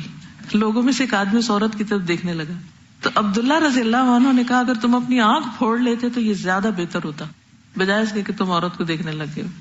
اچھا صحابہ میں کتنی زبردست کوالٹی نے دیر اینڈ دین امر بالمعروف اور نہی عن المنکر کرتے, تبھی ان کے اندر ایک ایسی سوسائٹی موجود تھی جو پروڈکٹیو تھی. ہم اس وقت کچھ نہیں کہتے, وہاں سے اس مجلس سے اٹھتے ہیں, پھر آپس میں کسر پسر شروع کر دیتے ہیں, پھر غیبت شروع کر دیتے ہیں, پھر اسی پہ سوچ بچار کرتے رہتے ہیں وہ ہوا کیا وہاں, جو کرنے کا کام تھا وہ کیا ہی نہیں, فرائض سے غافل. جابر بن عبداللہ سے مروی ہے کہ رسول اللہ صلی اللہ علیہ وسلم کسی انصاری کے گھر اس کی عیادت کے لیے تشریف لے گئے. اس کے قریب ایک چھوٹی نالی بہ رہی تھی. نبی صلی اللہ علیہ وسلم نے ان سے پینے کے لیے پانی منگواتے ہوئے فرمایا اگر تمہارے پاس اس مشق میں رات کا بچا ہوا پانی موجود ہے تو ٹھیک, ورنہ ہم اسی سے پی لیتے ہیں. تو اس سے یہ پتہ چلتا ہے کہ تیمارداری کرنے والا مریض کے ہاں سے پانی پی سکتا ہے, اور اگر اس وقت تھوڑی بہت چیز کو آفر کرے تو حرج نہیں ہے کچھ کھانے میں. عیادت کے دوران نماز کا وقت آئے تو نماز پڑھیں. یہ نہیں کہ آپ کہیں کہ اچھا وہ ابھی چونکہ میں جنت میں بیٹھی ہوئی ہوں تو باہر جا کے فرض ادا کروں. حضرت عائشہ کہتی کچھ صحابہ نبی صلی اللہ علیہ وسلم کی آپ کے ایک مرض کے دوران عیادت کرنے آئے, آپ نے انہیں بیٹھ کر نماز پڑھائی, حالانکہ آپ خود مریض تھے. مریض کے مرض کی شدت کو دیکھ کر آنسو کا نکلنا, یعنی اس میں کوئی حرج نہیں. عبداللہ بن عمر کہتے ہیں کہ سعد بن عبادہ کسی مرض میں مبتلا ہوئے, نبی صلی اللہ علیہ وسلم تشریف لائے, آپ کے ساتھ عبد الرحمن بن عوف, سعد بن ابی وقاص, عبداللہ بن مسعود بھی تشریف لے گئے. جب آپ اندر گئے تو تیمارداروں کے ہجوم میں انہیں پایا. آپ نے دریافت فرمایا کیا وفات ہو گئی, یعنی اتنے لوگ اکٹھے. لوگوں نے کہا نہیں یا رسول اللہ. نبی صلی اللہ علیہ وسلم ان کے مرض کی شدت کو دیکھ کر رو پڑے, یعنی اگر آپ کے آنسو نکل آتے ہیں یا دل خفا ہو جاتا ہے تو کوئی حرج نہیں, انسانی جذبات ہیں. لوگوں نے جو نبی صلی اللہ علیہ وسلم کو روتے ہوئے دیکھا تو سب رونے لگے. پھر آپ صلی اللہ علیہ وسلم نے فرمایا سنو, اللہ تعالیٰ آنکھوں سے آنسو نکلنے پر عذاب نہیں دے گا, نہ دل کے غم پر, لیکن اس کی وجہ سے عذاب دے گا. یعنی آپ نے زبان کی طرف اشارہ کیا کہ اب باتیں ساتھ شروع کر دی, کچھ برا بھلا کہنے لگے یا غلط بات کی تو اس سے پکڑ ہوگی. اگر ایسا مریض ہو کہ آپ اس کی عادت کے لیے اس کے گھر نہ رہ سکتے تو مریض اپنے گھر میں شفٹ کر سکتے ہیں یا گھر کے قریب لا سکتے ہیں, جیسے بعض اوقات پیرنٹس ہوتے ہیں یا کوئی اور. حضرت عائشہ کہتی ہے کہ غزوہ خندق میں سعد رضی اللہ تعالیٰ عنہ کے بازو میں زخم آ گیا, تو آپ نے کیا کیا تھا, یاد ہے پیچھے بتایا تھا میں نے. سیرت صحابیات میں بتایا تھا میں نے آپ کو، مسجد کے قریب خیمہ لگوایا تھا. اس میں کون تھی نرس؟ ڈاکٹر حضرت رفیدہ. تو پھر آپ نے مسجد میں خیمہ نصب کرایا کہ آپ قریب رہ کے ان کی عادت کر سکیں. ہو سکے تو صبح شام مریض کا حال پوچھے نہیں جو قریب ہو. محمود بن لبید سے روایت ہے کہ سعد رضی اللہ عنہ کو جب غزوہ خندق میں بازو کی رگ پہ زخم آیا، ان کی حالت خراب ہوئی تو انہیں ایک عورت کے ہاں پہنچا دیا گیا جن کا نام رفیدہ تھا. وہ زخمیوں کا علاج کرتی تھی. جب شام کو سعد کے پاس گزرتے نبی صلی اللہ علیہ وسلم تو پوچھتے کیف امسیتا، کیسے شام کی؟ جب صبح ہوتی تو پوچھتے کیف اصبحتا، صبح کیسے ہوئی؟ تو سعد رضی اللہ تعالیٰ عنہ آپ کو اس کی خبر دیتے. پھر غیر مسلم مریض کی عادت کرنا بھی مسنون ہے، اور اس وقت خاص طور پر موقع غنیمت سمجھتے ہوئے اسلام کی دعوت دیں. آپ کو معلوم ہے نا کہ بہت سے کرسچن پریسٹ جو ہے ایسے لوگ تیار کرتے ہیں جو ہاسپٹل میں جا کے آخری وقت میں مریضوں کو کرسچن بناتے ہیں. وہ یہودی لڑکے کی بات بتائی نا کہ جب آپ اس کی عادت کے لیے گئے تو آپ نے اس کو اسلام کی دعوت دی، تو وہ بچہ اپنے باپ کی طرف دیکھنے لگا تو اس نے کہا کہ ابو القاسم کی بات مان لو. تو پھر نبی صلی اللہ علیہ وسلم بہت خوش ہوئے کہ اللہ کا شکر ہے کہ اللہ نے میرے ذریعے اس کو آگ سے بچا لیا. لیکن اگر کچھ ایسے لوگ ہوں کہ جو بیمار ہونے کے باوجود غلط کام نہ چھوڑ رہے ہیں تو آپ بائیکاٹ بھی کر سکتے ہیں انہیں احساس دلانے کے لیے کہ تم اس حرام سے نکلو. یعنی کسی برے کام میں تعاون نہیں کرنا چاہیے. ہمدردی تو کرنی چاہیے، سمجھانا بھی چاہیے، لیکن اس کے باوجود اگر کوئی سمجھتا نہیں تو پھر ناراضگی کا اظہار بھی کرنا چاہیے، چاہے کوئی مریض ہی کیوں نہ ہو، تاکہ اس کی آخرت بچائی جا سکے. کیا عیادت کرنے کے لیے گھر کے سب بندوں کو جانا چاہیے؟ وہ باری باری جائیں تاکہ اس پہ بوجھ نہ پڑے. لیکن جانا تو سبھی کو چاہیے، ہر ایک کا اپنا اپنا عمل ہے نا. یہ کہتی ہے میرا سوال یہ کہ اگر کسی کو نظر لگی اور بہت شدید اور پتہ بھی نہ ہو کس کی تو کیا کرے؟ اس کے لیے ایاک نستعین میں نظر لگنے کی جو دعائیں ہیں ان کو پڑھ کے دم کر لے. ٹھیک ہے. السلام علیکم. بس میں میڈیکل ڈاکٹر ہوں اور آلموسٹ 2 ایئرز بیک میں نے جاب اپنی چھوڑی تھی اور الہدہ جوائن کیا تھا. میں ٹیچ کرتی تھی میڈیکل کالج میں، اور جو میں سبجیکٹ پڑھا رہی تھی اور اس میں آگے میں نے اسپیشلائز بھی کرنا تھا وہ تھا فارماکالوجی، جو سارا میڈیسن سے ریلیٹڈ ہوتا ہے. اور میری فیملی میں بہت سارے ڈاکٹرز ہیں، آلموسٹ ہر اسپیشلٹی کا نا. تو کیا ہوا کہ میرا چھوٹا بھائی جو ہے کافی انٹیلیجنٹ اور کافی پڑھتا لکھتا ہے، تو پہلے اس کا ہوا رجحان اسلام کی طرف اور اس نے کافی بکس وغیرہ پڑھ کے اپنا کافی لائف اسٹائل چینج کر لیا. تو آلموسٹ 5 ایئرز ہو گئے، 5-6 ایئرس نے کوئی میڈیسن یوز نہیں کی نا، پیراسیٹامول، ایون ملٹی وائٹامنس، کچھ بھی نہیں. تو اس کا یہ ہوتا تھا کہ ہمیشہ دعائیں نکال کے جب بھی بیمار ہوا اور وہی پڑھتا تھا نا. اور کیونکہ ہمارے گھر میں سارے ڈاکٹرس سے سب کو بڑا عجیب سا لگتا تھا کہ یہ کیا. تو مگر وہ ہمیشہ یہ کہتا تھا کہ ہمارے توکل میں کمی ہوتی ہے، اللہ میاں کے کلام میں، اور ان دعاؤں میں کوئی کمی نہیں ہے نا. مطلب اور 5-6 ایئرس سے اس نے کوئی ایسی ڈرگ اس کو لینے کی ضرورت ہی نہیں پڑی نا. بالکل ماشاء اللہ ہیلدی ہے اور اس پہ اثر بھی کٹ جاتی تھیں دعائیں سے، توکل تھا اس کا اسٹرانگ. تو مجھے بھی شروع میں یہ تھا کہ شاید وہ چینج ہو جائے گا وتھ ٹائم، مطلب کوئی فیز ہے. تو میں نے بھی ایک دفعہ اس کو کافی کنونس کرنے کی کوشش کی، کافی اس کو بتا کے نا کہ یہ دوائیاں بھی ہم ایسی ایکسٹریکٹ کرتے ہیں، پلانٹ سے کچھ ہوتے ہیں الکلائڈ وغیرہ وہ بھی نکالتے ہیں. دین آئی فاؤنڈ اٹ کہ اس کو مجھ سے زیادہ نالج تھی، اس نے مطلب پراپر ریسرچ کر کے اپنے آپ کو چینج کیا تھا. اور مطلب یہ نیو کہ ٹھیک ہے وہیں سے نکالتے ہیں مگر پروسیسڈ ہوتی ہیں اور یہ بیلنس نہیں ہے، مطلب نیچرل وے میں جو ہے وہ انٹیکس کا نہیں ہے نا، نیچرل کیور نہیں ہے. کیونکہ میں تھی اس فیلڈ میں تو لوگ مجھ سے پوچھتے تھے دوائیاں وغیرہ کی، تو میں کافی لوگوں کی ہیلپ کر دیتی تھی کیونکہ نئی نئی جو میڈیسنز آ رہی ہیں وہ مجھے پتا ہوتی تھی نا. تو بٹ وہ مجھے ایک چیز بڑی پنچ کرنے لگی کہ باقی سب کو میں بینیفٹ کر سکتی ہوں اور اس کو بالکل اس سے کوئی کنسرن ہی نہیں، مطلب اس کے لیے یہی چیز کافی ہو گئی ہے، دعائیں اور اللہ میاں کا کلام ہی. تو اس پر مجھے ایک احساس ہونے لگا کہ کمپلیٹ جو علم ہے وہ قرآن کا اور حدیث کا، مطلب یہی کمپلیٹ ہے. اس کا میں نے پھر قرآن پڑھنا شروع کیا اور پھر اپنی جاب بھی میں نے چھوڑ دی، because as a side job میں اس کو نہیں لینا چاہتی تھی، as a full time undivided attention میں دینا چاہتی تھی.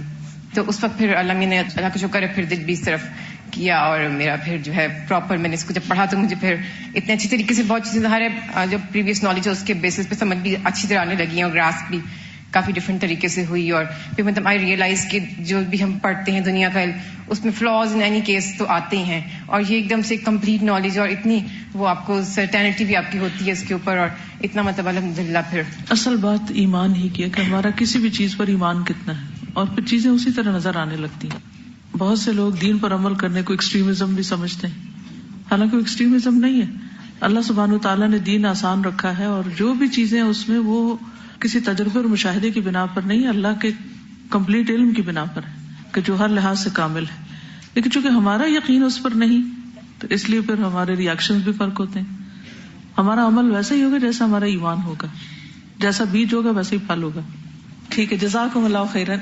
سبحانک اللہم و بحمدک اشہد ان لا الہ الا انت استغفرک و اتوب الیک. السلام علیکم و رحمۃ اللہ وبرکاتہ. اللہ وبرکاتہ. رب اشرح لي صدري ويسر لي امري واحلل عقدة من لساني يفقهوا قولي. ربنا زدنا علما اللهم فقهنا في الدين. آمین یا رب العالمین. سبحان اللہ, بہت ہی خوبصورت لیسن, اور میرے خیال میں بہت ساری نیکیوں کے جو ہے نا وہ ہمیں آئیڈیاز ملے. اچھا یہ بتائیے کہ آپ نے اپنے لیے کیا سیکھا آج کے اس لیسن میں سے؟ الحمدللہ بہت ساری چیزیں تھی سیکھنے کے لیے, اور نیکیوں کے جو آئیڈیاز ملے تھے, مگر obviously ہم میں سے ہر شخص مختلف ہے, اس کی صلاحیتیں مختلف ہیں, اس کو دی گئی نعمتیں مختلف ہیں, تو ہر شخص اپنے حساب سے چوز کر سکتا ہے کہ وہ کس نیکی میں آگے بڑھ سکتا ہے, رائٹ؟ کچھ تو ہم میں سے ہر ایک کو کوشش کرنی چاہیے کہ انشاءاللہ تعالی ہم نے ضرور کرنی ہے, اور سب سے پہلے نا اس کے لیے ہم انشاءاللہ تعالی نیت, ارادہ اور اللہ سبحانہ تعالیٰ سے دعا کریں گے کہ اللہ ہمیں نیکیوں کے مواقع جو ہے نا ہمیں دکھا دے, ہمیں توفیق دے دیں کہ جو نیکیوں کے مواقع ہمیں نظر آئے ہم اس پر عمل کر سکیں. آمین یا رب العالمین. اچھا آپ لوگوں کے ساتھ جب میں یہ کل سبحان اللہ یہ لیکچر سن رہی تھی نا, تو مجھے اپنا ہوم ورک یاد آیا جو میں نے اس دوران میں جب میں پڑھ رہی تھی, تو پھر میں نے ہوم ورک کیا تھا. جو استاذہ نے کہا تھا نا کہ آپ نے کوئی خوبصورت سا کارڈ بنانا ہے. اب obviously یہاں تو ہمارے پاس کوئی شادی کے کارڈ ہوتے نہیں ہیں کہ جن کو ہم یوٹیلائز کر سکیں, تو میں نے کہا میں آپ کے ساتھ شیئر کرتی ہوں کہ یہ میں نے بنایا تھا. اور پھر اس کے بعد میرے قریبی اس میں جو ہے ہسبینڈ جب بیمار ہوئے تو پھر میں نے ان کو یہ کارڈ دیا, تو جس میں میں نے کوشش کی کہ اگین ساری چیزوں کو مد نظر رکھتے ہوئے کہ بہت زیادہ اس میں ٹائم نہیں لگانا ہے اس کو بیوٹیفائی کرنے میں, مگر پھر بھی اچھے طریقے سے اس کو پریزنٹیبل بنانا ہے انشاءاللہ تعالی.